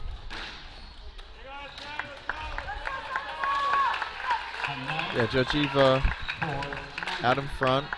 Vista Brigada's trailing 4-9.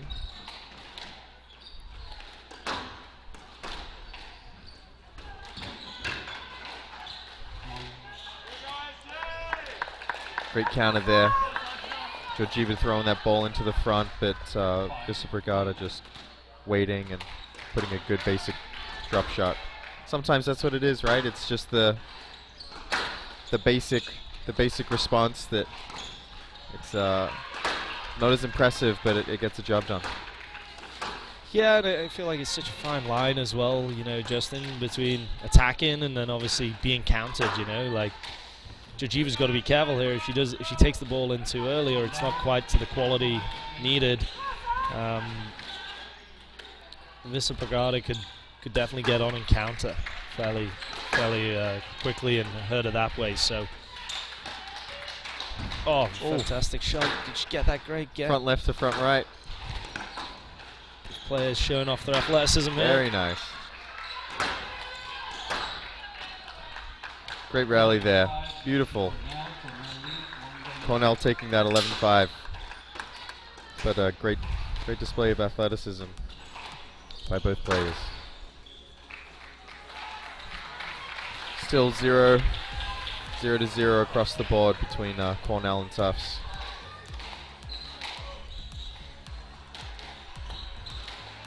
Just starting that fifth game over between Drexel and Trinity. 3-1 to Drexel in that fifth game, so early stages. It's going to be heartbreak for the Trinity supporters if Noran loses this from 2 love up, but it'll be a fantastic comeback from Alina Bushma and the Drexel Dragons. Surely that's got to keep you happy there, Justin, being a former Drexel Dragon. Yeah, that is. That's great. I mean, it's really been a few years in the making, but we're cresting on just over a decade for the varsity program for Drexel, and this would be a crowning achievement to get to the final. And these girls have worked hard all season, but you can see that they're still gonna do the job ahead. But Trinity's still fifth game, so anything can happen. Anything can happen, and Trinity's tough. They're the 2 seed for a reason, and but it's great to see. Great to see the program, right? It's Harvard and Trinity. Those 2 teams have played each other how many times now, right? So yeah, very well established teams. It's great to see a newcomer, and it's testimony to John White and his team. That was a fantastic, Cunningham, that's right. Fantastic addition to the Drexel side, that's for sure. Happy to see that they're really becoming very competitive. Another ball left loose, but she got away with that one there.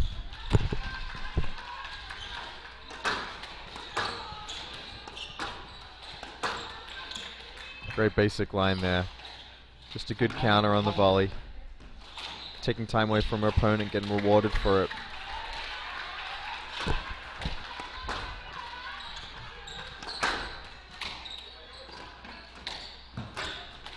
Oh, the boast off the boast, Ashley. Tickle, tickle. Oh. You can see that Vista Brigada was going left. She does have like a nice little hold, like a bit of action on that backhand up there. She gets a little bit of a That's right. A little bit of tip on the racket and kind of disguises the shot. It's a nice bit of deception that Georgieva has up there. Bit Mazen Hesham style, you think? Yeah, a little little bit of Black rotation Falcon. on the a little bit of Black Falcon. I can see it. You can really see it. I She can see almost it, tips right? the head and gets a little snap on it. Love to see that. Oh, beautiful length. Winning a lot of her points in the back, which, you know, underrated. You know, you see all the impressive winners at the front, the nicks and the drop shots, and you know, whatever the angles can be, but sometimes it's just a good basic shot down the line. Good finish there as well. Really balanced, takes a space and follows through the ball. Fall through kind of blocked her opponent as well from getting in there. Completely legal, but it was a great shot. Nice hold. Oh, great length again. Georgieva's just really getting a lot of court time in the front based off of that great length that you were just talking about there, Justin. You can really see that here.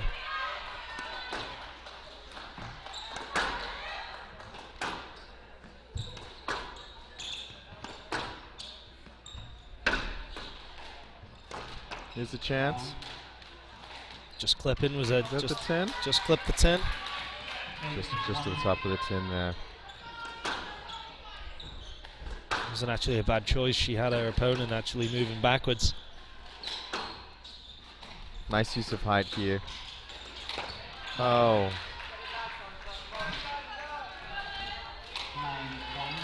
Into the 10. You know, it's interesting. You do all this practice and you know, you hit the good shot off of the good shot, but sometimes the real practice is when your opponent hits a loose shot and you really have to have conviction and put that ball away. That's what you're really playing for. So your practice has to replicate that. Did you ever think about that at all? You know, feeding yourself the loose ball, or you know, in practice having those opportunities and practicing the finishing shot, Ashley? Yeah, there was a lot of solo practice. There was a lot of time spent either with the ball machine, with my coach Martin Heath at the time at the University of Rochester, just practicing, taking it in. If you're going to be doing it, you need to be practicing it, right? It doesn't come into your game without the practice, so the length is obviously massively important, and the movement, but also finishing the ball. If you're playing at this level and you can't finish a ball, you're not going to win the points because everyone can move, right? So yeah, no, it's a definite area that needs to be continually worked on. So Cornell going up 2 games to love here. Georgieva really taking control. And the 4 slot, Lily Zalov is up 1-0 for Cornell against Elisa Burhan. Also Cornell at the 8 slot is up 1-0. Checking in on the Drexel Trinity match, up 10-5 here. Match for ball. Drexel Okay. to take the fifth. This will be a great achievement by the Drexel team. Play Harvard tomorrow in the final.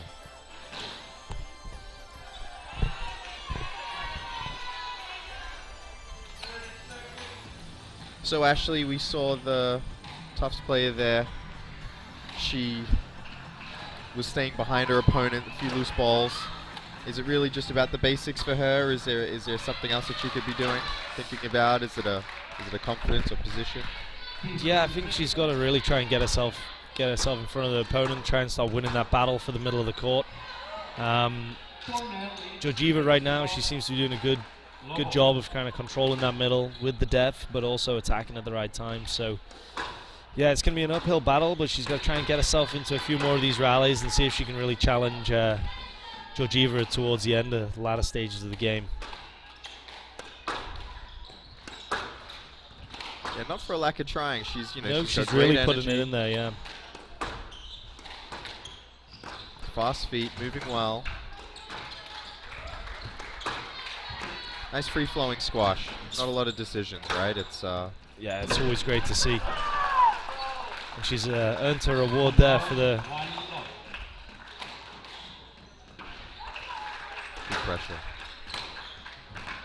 I'd love to see them employ a little bit more use of the height. Try and get the ball behind their opponent using the height rather than the pace. Just a brief update, Drexel did win that A-Division semifinal against Trinity, so taking that final match in 5, so winning 5-4. adding another layer of history to the week. Fantastic achievement for all involved at Drexel. I'm sure Harvard will be doing everything they can to make sure they're recovered well and ready for tomorrow. As professionals, they won't be taking any chances or taking them lightly at all. No, I agree. Mike and the team with Harvard will definitely make sure that all players are acting professionally. And I must say that is the one thing that is most noted from my time in college squash is the professionalism that the Harvard team would always show. When they'd turn up to our courts or we'd turn up here, they'd always play hard, they'd always play with respect, and they'd always be professional. So I can guarantee you they won't be taking Drexel lightly, especially after two upset wins, right? They're beating the 3 seeds and then the 2 seeds. So that's right. Game on for tomorrow. Can't say they haven't been warmed, right? Yeah, they cannot take them lightly, and if they do, then Drexel's in with a sniff, I believe. So Georgieva up 7-2 here in the 3rd game. Vista Brigada 2-7.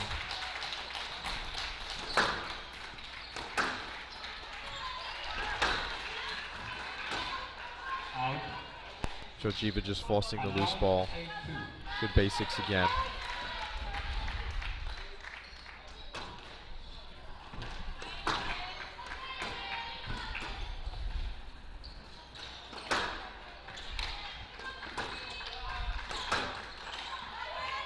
Great cross court.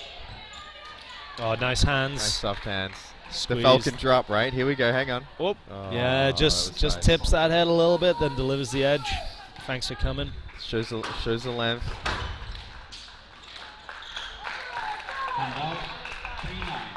Again, though, another example of players maybe not kind of seeing the ball too well off the sidewall there.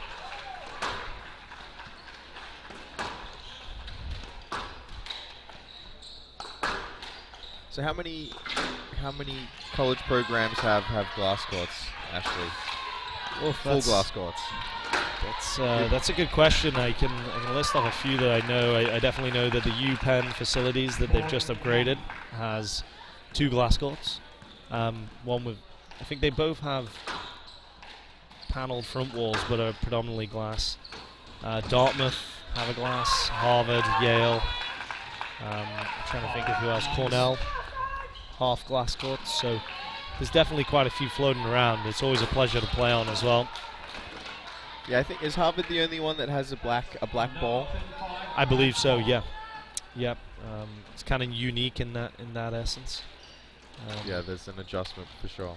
And it's a fantastic serve that takes the game there for Cornell and Georgieva. That's right.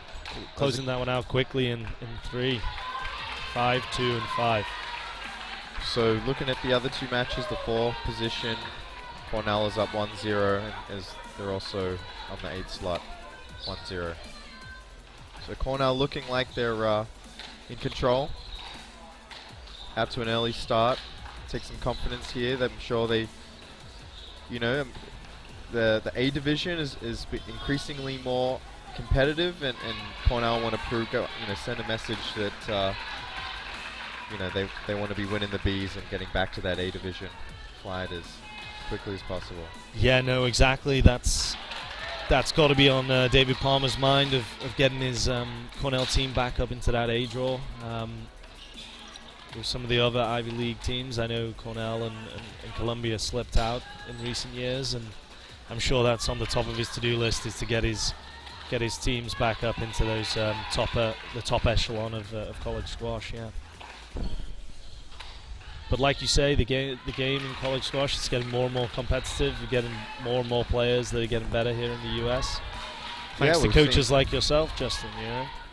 Too many good coaches in the US here. So it is a breeding ground, right?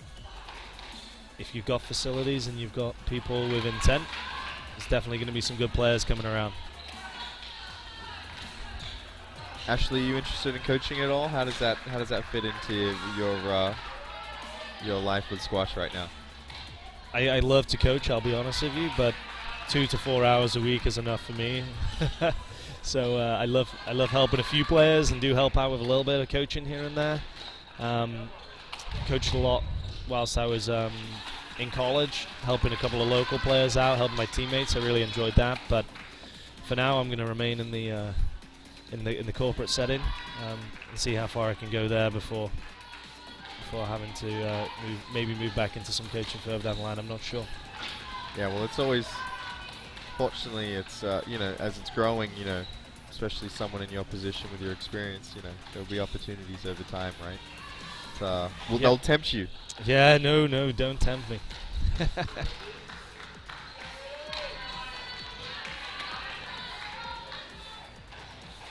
Ashley recently moved to Boston. Are you enjoying the city with COVID abound? Have you been able to experience Boston for what it's worth? In between the incredible snowstorms, yeah, the city's beautiful. At the 60-degree days, that's we're gonna be honest. Let's keep it honest both ways. Yeah, no, it's a fantastic city, and the squash scene here in Boston. There's definitely a few great clubs around the city. And I've been lucky enough to get involved with a few of those clubs, so it's a great city to be in. So the number one's up. Yeah, we've got a great match Sangari here. Siva Sangari Subramanian against Riddhi Joshi Tufts. So Siva Sangari has played professional events. She's an avid tour professional at a young age. She was a fantastic junior, taking British Junior Open titles, I believe. One of the best in her age, and she's kind of followed that on into her college career. And like you say, she's out there on the PSA World Tour. I think she's inside the top 30 or 40 in the world, I believe. So a real competitor. Yeah, and I think that doesn't speak to her standard. She's playing higher than that. She's had a victory over Amanda Sobey on the professional tour, and that Amanda Sobey being the most storied college player in women's squash, and now she got 5 in the world, just outside I think she's top 5 in the world, Amanda Sobey. So yep. Siva can really play with the best of him, and this will be a good test for her Tufts opponent. Yeah, no, this will be a great game, and I have no doubt that Siva probably follows in the same footsteps of some of the other previous mentioned college women that have gone on to do fantastic things in the tour. So,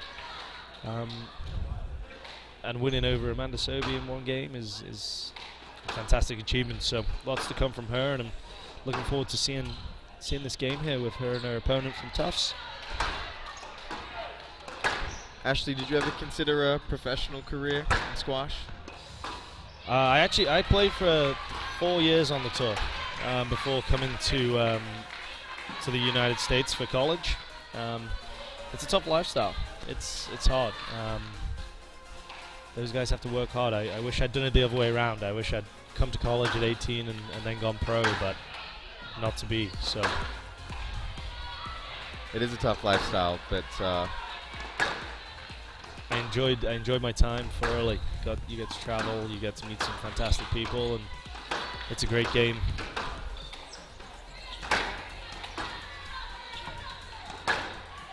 That's the one thing about college squash. You've got your teammates and the resources, the coaches, and you really just have to turn up and play, right? I mean, you have your studies and you have the academic calendar to think about, but largely squash it's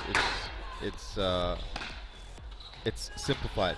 Yeah, no, it's an interesting dynamic being in college squash when you have finals and exams, and you also have big games like this where you're representing your school and your school's values and all of the good stuff that comes with that. So hats off to all of our players here this weekend that are balancing both studies and playing. It's a tough achievement, and it's rewarding as well. You learn a lot along the way. So.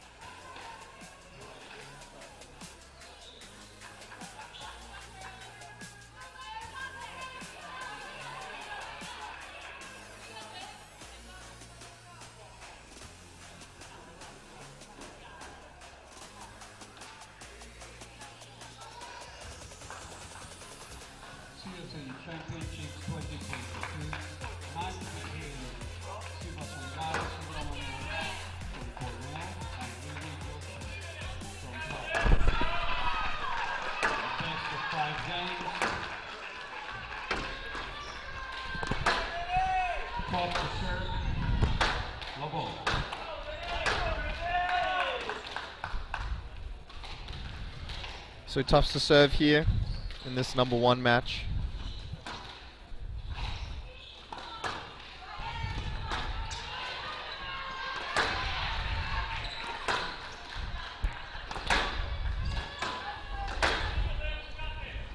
You can hear from the offset here, both players really trying to attack the ball. Oh, and a beautiful hold there. Little hold. Taxi right there. Oh, that was very nice. Nice delay, able to get the length behind that as well.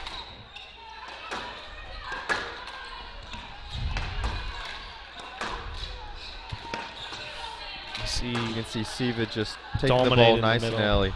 Yeah, really controlling that middle there. Just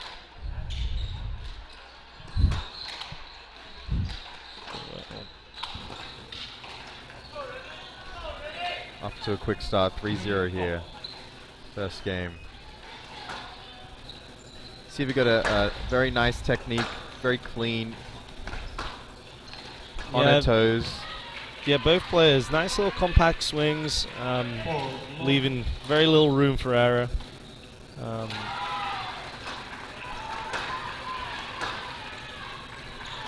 Nice space actually on Joshi here. Oh, nice cross.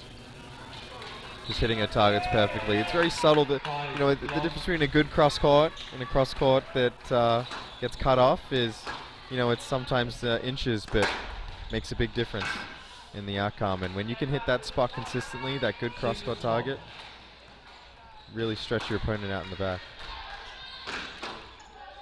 Yeah, no, and if you can continually hit those good lines and really hit your targets. An old coach once said to me, it's like you're a boxer. You're just casually jabbing at them, trying to take their energy away from them, waiting out for that knockout punch, you know? Right. And you can break down your opponent's legs from just relentlessly hitting those targets, whether it's mentally or physically, right? So you can see the Tufts player going back to get the cross court, but really needing to go across the court and cutting it off, because Siva really getting rewarded for that dying length, that cross.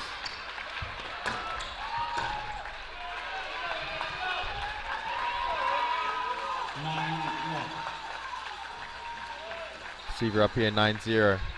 You see, in this situation, I think I wouldn't bagel my opponent. I think first game, still a lot of life left in this match. Ashley, are you still the same first game or last game? 100%. Any chance for a bagel, I'm taking my opponent down. There's no remorse. There's no shame in it. I'm there to win my match, and if I can win it 11-love, 11-love, 11-love, I'm doing it. That's the competitor in you. Unfortunately, so yeah. You haven't developed that empathy muscle so much as yet. Maybe in a few years. I think it's just more the chance I haven't actually got in enough positions to beat someone 11-love. But no, great start there from Shiva. She really dominated the middle. Yeah, just good basic length, really.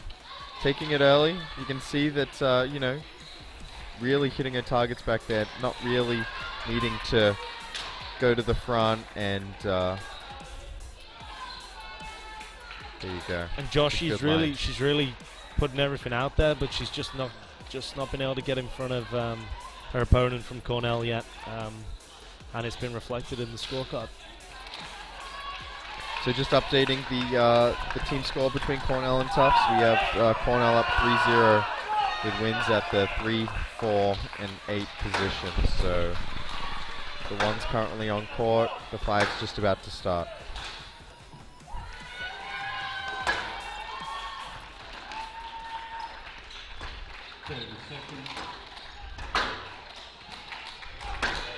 The Murr Center here is really kind of full today. You can see there's a game going on as well to the side of the court from Princeton.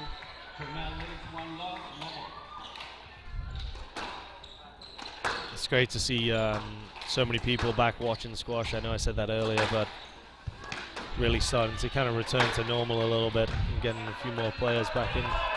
You almost wondered, was it going to come back? You know, everyone's sort of wondering how the world changes over the past few years. But you know, people love squash, and college squash is going from strength to strength, so people enjoying the competition.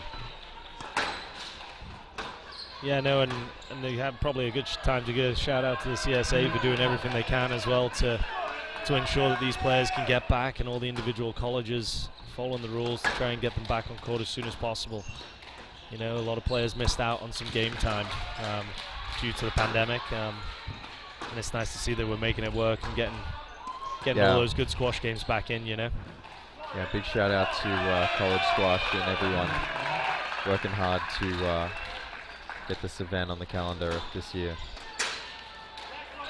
So you can see Siva here really just getting rewarded with great basics to the back. Not overcomplicating it. And she's really not letting up the pressure. She's maybe she's got a dinner reservation, I'm not sure. There might be some outside pressure there to hurry it along. Siva, one of the strongest players in college squash. So this is a tough test for Joshi.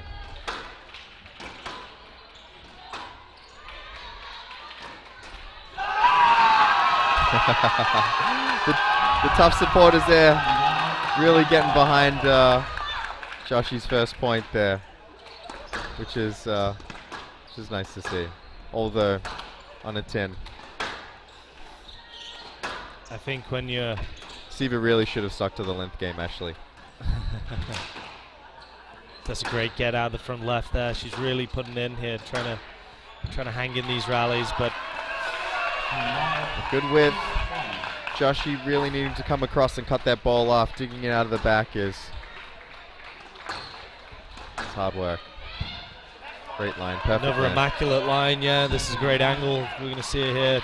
One floorboard, no bounce in the back, perfect. It's a great lift.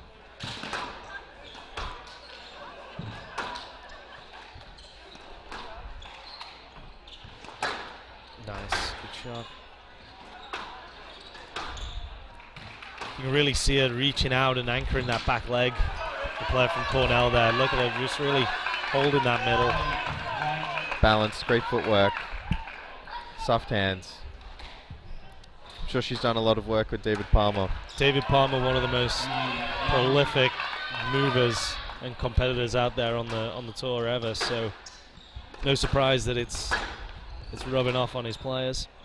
What a great opportunity for some of these college players. They get access to David Palmer at Cornell. We have John White at Drexel, former world world number one, and Thierry Linku at MIT, former number one in the world. Yeah, no, it's great to see such amazing names and amazing players staying within the sport and passing on that knowledge to these younger generations. Let's not forget Martin Heath at University of Rochester. That's right. Well, he doesn't qualify as world number one, right? Unfortunately but no, not. I mean, he would be a nice-to-have coach, nonetheless. If you speak to Martin Heath about rankings, he'll tell you that he almost got to world number 2, but the Tournament of Champions finished on the 1st of February, so the ranking points didn't list. So the highest he got to was number 4. Fantastic player, though. Very wise coach. Yeah, has taken the Rochester men's team. In a similar way to John White, kind of took that Rochester team to all the way to a college final before. So fantastic coach, and he's just handed over the reins to Mario Yanez. So yeah, a former Rochester player himself, right? So the college players. I know Vikram Malhotra at Dartmouth now, has moved former in, Trinity player. These college players, they look to stick around if the opportunity presents itself. So Siva from Cornell going up 2-0 here against Riddhi Joshi. This is a bit of a David and Goliath situation. Has Joshi got it to come back, do you reckon? Oh, it's a long road back from here. It's a long road back to. I mean, you're thinking about small wins here, aren't you? You're looking to extend the rallies. You're looking to get in front. You're looking for those small wins. I mean. Yeah. At this point, it's you know, you almost know the force you're coming up against. And but she should be proud. She's putting in an effort here, and she's chasing everything down, which is what all you can do, right? Against such a strong opponent.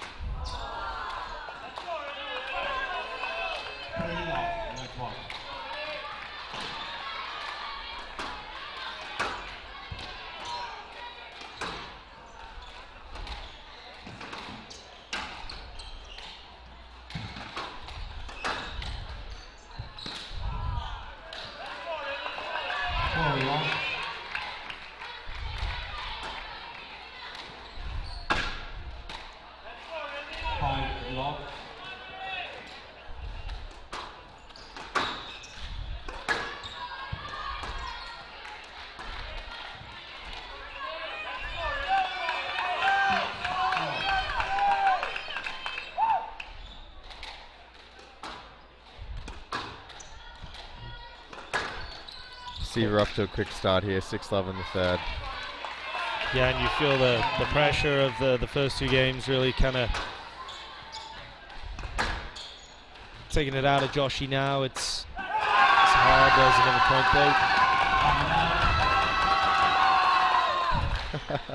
point there. The Tufts crowd really enjoying the mistake, which you know, we're really looking for Joshi to get rewarded for a good shot here.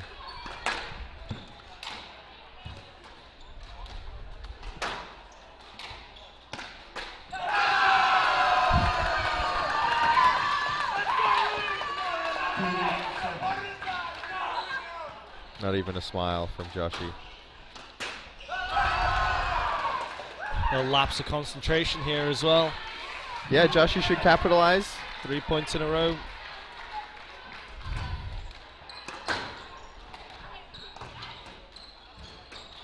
That's a good lift under pressure there. Great land. And a very Perfect. good volley across the middle. It's a great angle here. As well. Great like adjustment with the wrist. Just was able to roll it over to extend that wrist a bit. Hit a target perfectly. Again, just the pressure deep has squeezed the error.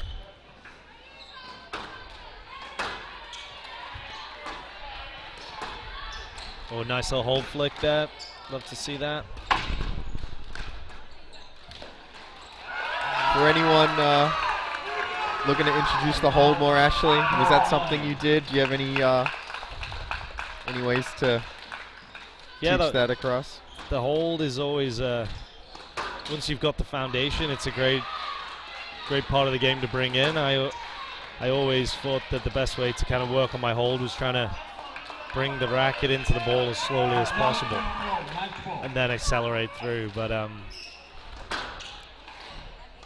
really takes a bit of practice and timing. Yeah, I've always looked at it as a footwork thing as well. Exactly. You get there nice and early, then you've got the time to get set, and you can show your opponent, if you're James Willstrop, 2 or 3 shots, right? But exactly. If you get to the ball late, there's nothing you can do. There we go. I think that's the first winner of Joshi's racket for the day. So it's nice to see that. It's a great get there. Siva Sangari coming through 3-love there. A dominant performance, actually. Yeah, wasting no time. That takes Cornell up to a 5-0 lead. 4-0. Sorry, my mistake.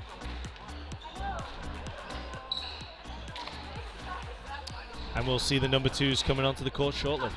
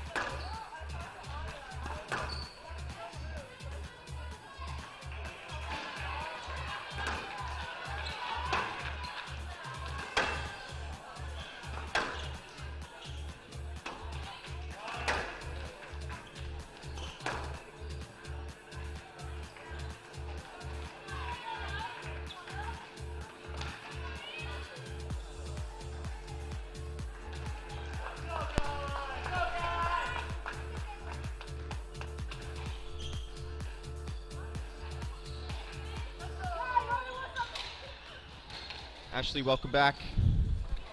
Thank you, We Justin. have the number 2 match here between Cornell and Tufts. Wenley live from Cornell will be playing Caroline Chin. So warm-ups just finished. Cornell up 4-0.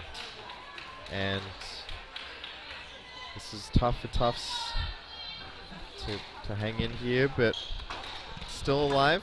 Anything can happen. College squash, Ashley. It's not over till the fat lady sings. You know the saying. Although Cornell look like to have this match under control right now, but they can't afford to lose any more matches at this point.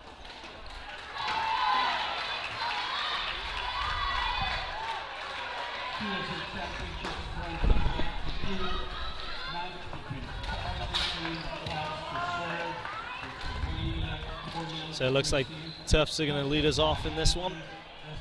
Caroline Chin will be serving here.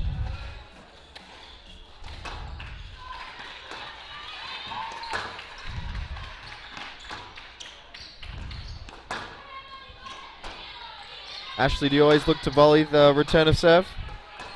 If possible, if it's there to be taken. I don't want to move anywhere towards the back of the court. I always want to cut it off around the middle. I always tell the juniors that I coach, why would I ever want to take the ball out the back and move an extra step when I can just step across and take the volley? Don't have the luxury of the wheels of most players, so got to shorten the court in any capacity we can. You'd think that's an advantage coaching. You have the nuance of what really to do. You know, the percentages count, Ashley. They all count when you get to that point. Again, you can see early. Good positive squash by the Cornell player here. Volleying, cutting it off. Wenley looking to dominate that middle as their head coach David Palmer always has done. Every drill's a volley drill at Cornell. That's the rumor I heard. No bounces at Cornell. No bounces.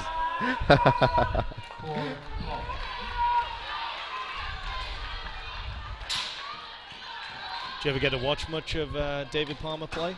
I Head did. Coach Cornell? Yeah, so fellow Aussie, you know, he was on the pro circuit, and you know, growing up, he was the lead Aussie. You know, got to the world #1 spot and follow his results and support him, you know, from afar. And Interesting leave here. Would you maybe like to see the Cornell girl maybe take that? I know for me she shaped for the ball, then took a step back. And in my book, that's you've addressed to hit a shot in a certain way, and then you've readdressed. What's your thoughts on that, Justin?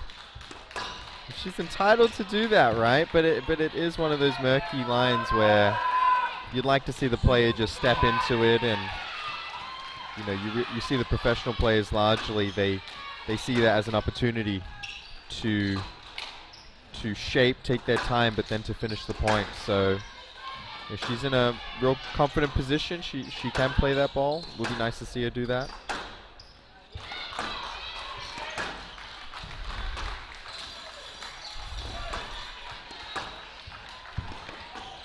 But you never know. Maybe it's safety, right? Yeah, no, definitely. Always in the back of your mind. Always better to be safe than sorry, I guess. Nice volley there. Definitely starting to think that David Palmer has a dinner reservation somewhere. He's told his players to get out there and do the business. This is happening quick. I'm sure he does. What's the incentive? That dinner reservation.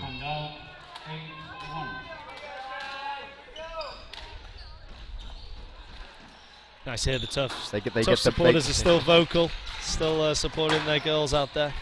Yeah, we get the local crowd. Tufts just up the road. I'm sure a lot of friends and families are close by, able to come and support their players. The Jumbos, the Jumbos. I believe that's their mascot. The Tufts Jumbos. The Tough Jumbos, the elephants. Against the Big Red. The Big Red. Yeah. Rochester, the Yellow Jackets. The Yellow Jackets, small and stingy. That's what did you think? Did you like that? Was that moniker? Do you have a tattoo of a Yellow Jacket? Unfortunately not. Are you not one you're allowed to show us? Yeah, no.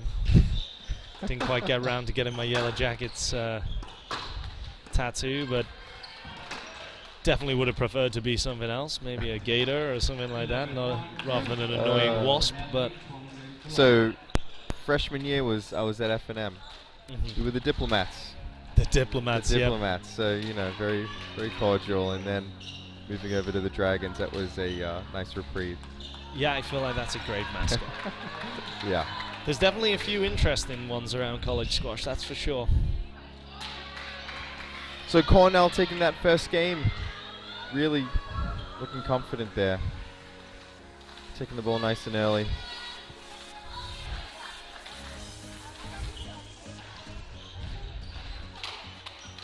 Ashley, what are you saying to the Tufts player here between games? How would you just at least start to build the confidence back? 11-1, losing that first game. I'm going to start sounding like a broken record today, but I feel like there's got to be some form of use of height. Try and somehow get yourself in front of your opponent. But it's tough when you're playing an opponent that's controlling you, they're moving you forward, and they're getting in front of you relentlessly.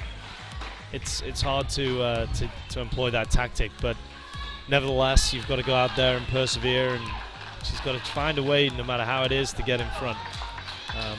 Because you're only going to go one way when you're getting stuck behind your opponent. We all know that in squash, whoever controls that middle wins every game. So whatever Joe Rejo has in his bag of tricks, in his coaching bag, he needs to figure it out quickly here in between games.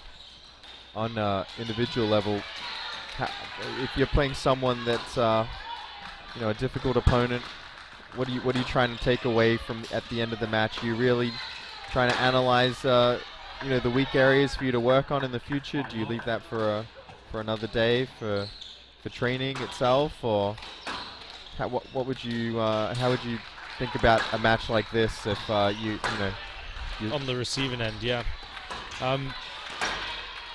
Nick Matthew, who is a good friend of mine, would always say, if you're playing someone and you're struggling and they're beating you fairly badly, it's how long can you keep them on court? Like, that's the one thing. How long can you really question them, so the next time they play you, they go, crikey, this person doesn't give up, and they make me earn every point, So at this point, when you're struggling to get points on the board, it's how can you survive in the rallies, yeah. And then you take and you build from what you learn from that. At least that's what I tried to do in my games, after receiving some good hidings on the professional tour. Yeah, I like that. I mean, makes sense. How long? Sometimes the expectation, you just know your opponent is world class, or you're having a day where it's not going your way. But small steps, right? How long can I make this rally? How long can I make this game? And sometimes it's I like to say sometimes it's not about winning. Sometimes it's about not losing. Yeah. And if you can if you can just get out of your own way and avoid those tins and avoid those loose balls to the middle, then that's step one in the right direction. Exactly, you're bang on there, and it's if you hang around for long enough, you never know when your opponent's going to lose focus or their level's going to drop, right? So if you can have that mindset that you're just not going to go away and you're going to hang in there and you're going to be there if they drop or you pick up, you're doing everything you can to try and win that match and stay in that match, right, and leave a good imprint on it.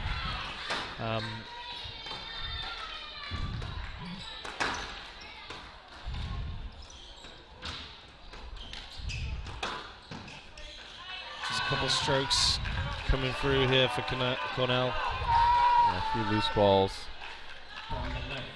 Going back to Marina Stefanoni from Harvard, one of the takeaways watching her, how well she would just move her opponents from corner to corner. Almost a condition game that she was playing, just wherever her opponent was, she was hitting, making that court as long as possible in a way and keeping it interesting.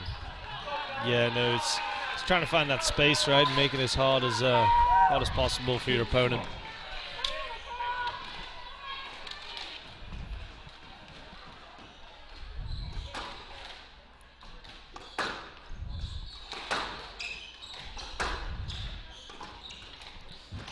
Great work in boast there from Wen. Taking no prisoners. She's up 7-0 here. You know, these long weekends, Ashley. 3 matches in 3 days. Looks Cornell, you know, looks to be moving into the final. Are you looking to get off as quick as possible, ready for the next day? I mean, that makes sense, but even if you're Tufts, how do you think about that? If you have a match the next day, are you still looking at leave your best efforts on court, even if the team result is already decided? Yeah, like for me personally, I was always of the fact, even if our team was 8-love down and we had a game tomorrow, I still wanted to win my match. I couldn't just go on there and save myself for the next day. I saw no value in that, even though probably it is smart sometimes. But it can work against you sometimes as well. You know, it is a team sport at the end of the day. The format of college squash, right? Yeah, exactly. I just like to put my best foot forward in games wherever I could, and it just was too much within my nature to be competitive. I wouldn't want to give someone a win over me just because I got a match next day. We train hard enough. We train all year for this tournament, right? Like to believe that we're in shape to play 3, 4, 5 setters in 2, 3 days, you know. So my answer to that would be train harder so you're prepared to play as many matches as you need to do. Yeah, you know, that's a good way to think about it. But the reality is, you know the demands of the sport.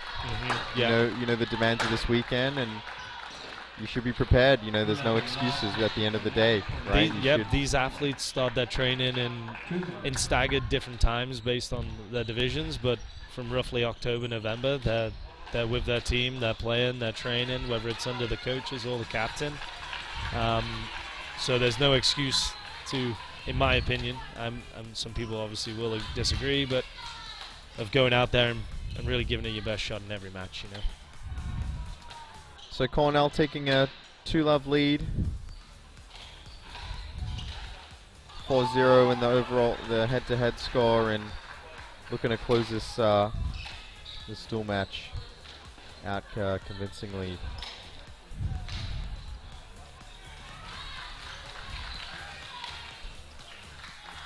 Cornell really having strength up top.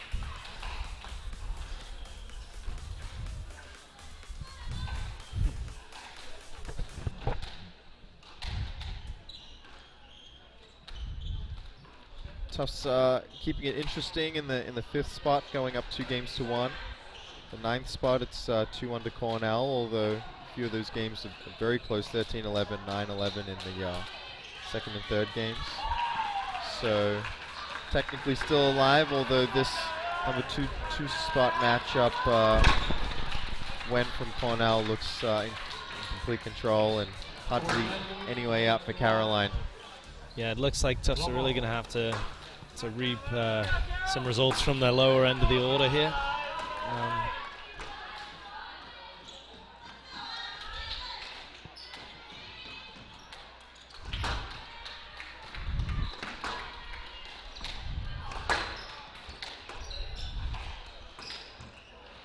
It's a great line there.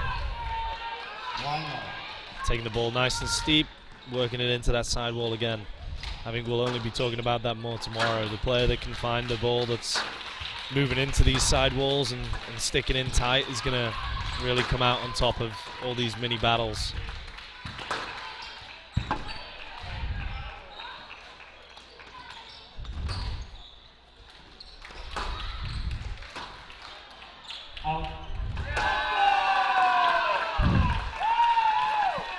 Unrelenting support from the Tufts fans. Great to see.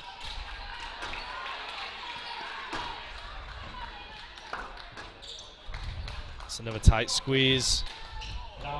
Ooh. Almost thought that was a good one there. It's hard Just to clipped see, the top. isn't it? Yeah. It's hard to see. I mean, the glass boxes in the front of this court really do make it difficult to see that black ball. I feel like that's the one area where you really need a white ball to kind of differentiate between the clear glass and the ball, right? do you find on court as well that's an issue? Very much so. When that ball hits in that little box, the little clear pane box, it's very easy to lose vision and lose sight of the ball. So that's why you'll see some of the players here just being a split second behind the movement and not quite catching it.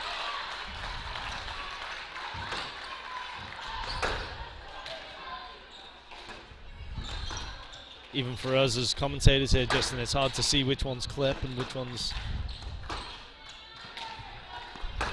are good. Yeah, that's right. A couple times we've been wrong.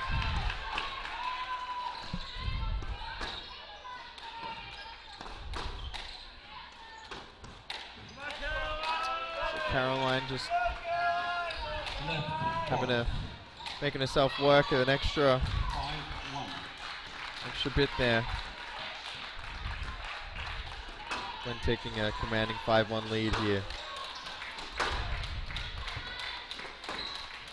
Looking composed, not phased at all. When she gets the opportunity, she knows exactly where to hit the ball to make that court long for her opponent. Yeah, and that's another great finish there. Little members bounce out the back wall there. Giving Chin a second point of the third game here.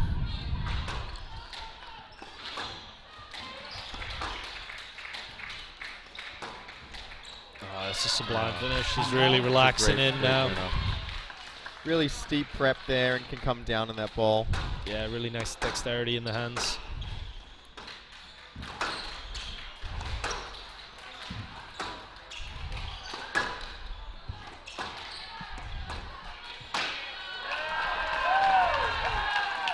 That's a nice volley going into that nice front tight left. squeeze. That's a beautiful shot. That's what we want to see. We want to see more of that. Some confident play, clean hitting.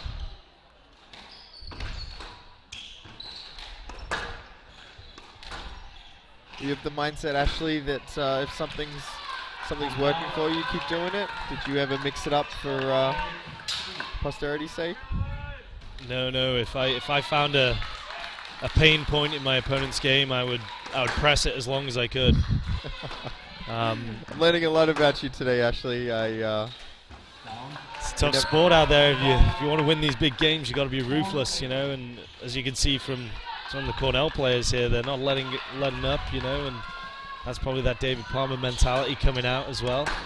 But no, yeah. If I knew my opponent had a weakness, I was going to pepper it all day long and expected him to do the same back, you know. So if it's not broke, I know don't every fix it. that's right. Every point that I ever earn against you in the future, Ashley, I'll cherish. I'm a little bit more friendly on the doubles court. I'm the opposite. So I think I might just hit it to your partner. Holy Kush! Yeah, I'm not sure if He's pretty handy himself. if I'm lucky enough to play alongside Kush Kumar. I don't think you'll want to be firing it to him too often either. So.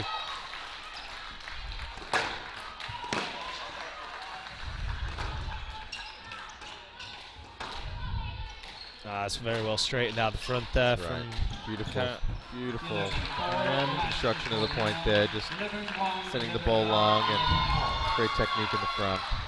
And that's game, set, and match for the number twos and also the overall match.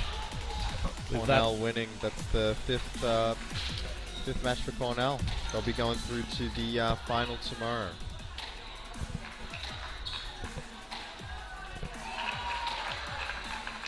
So that wraps up our coverage for this semi-final here.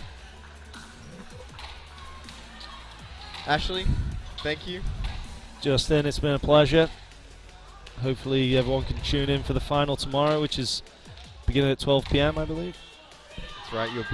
You'll be back tomorrow. I'll be back in the hot seat. You'll have you have Hannah Craig tomorrow joining you. Hard to say. Not 100% sure, but we look forward to joining you at 12 tomorrow. All right.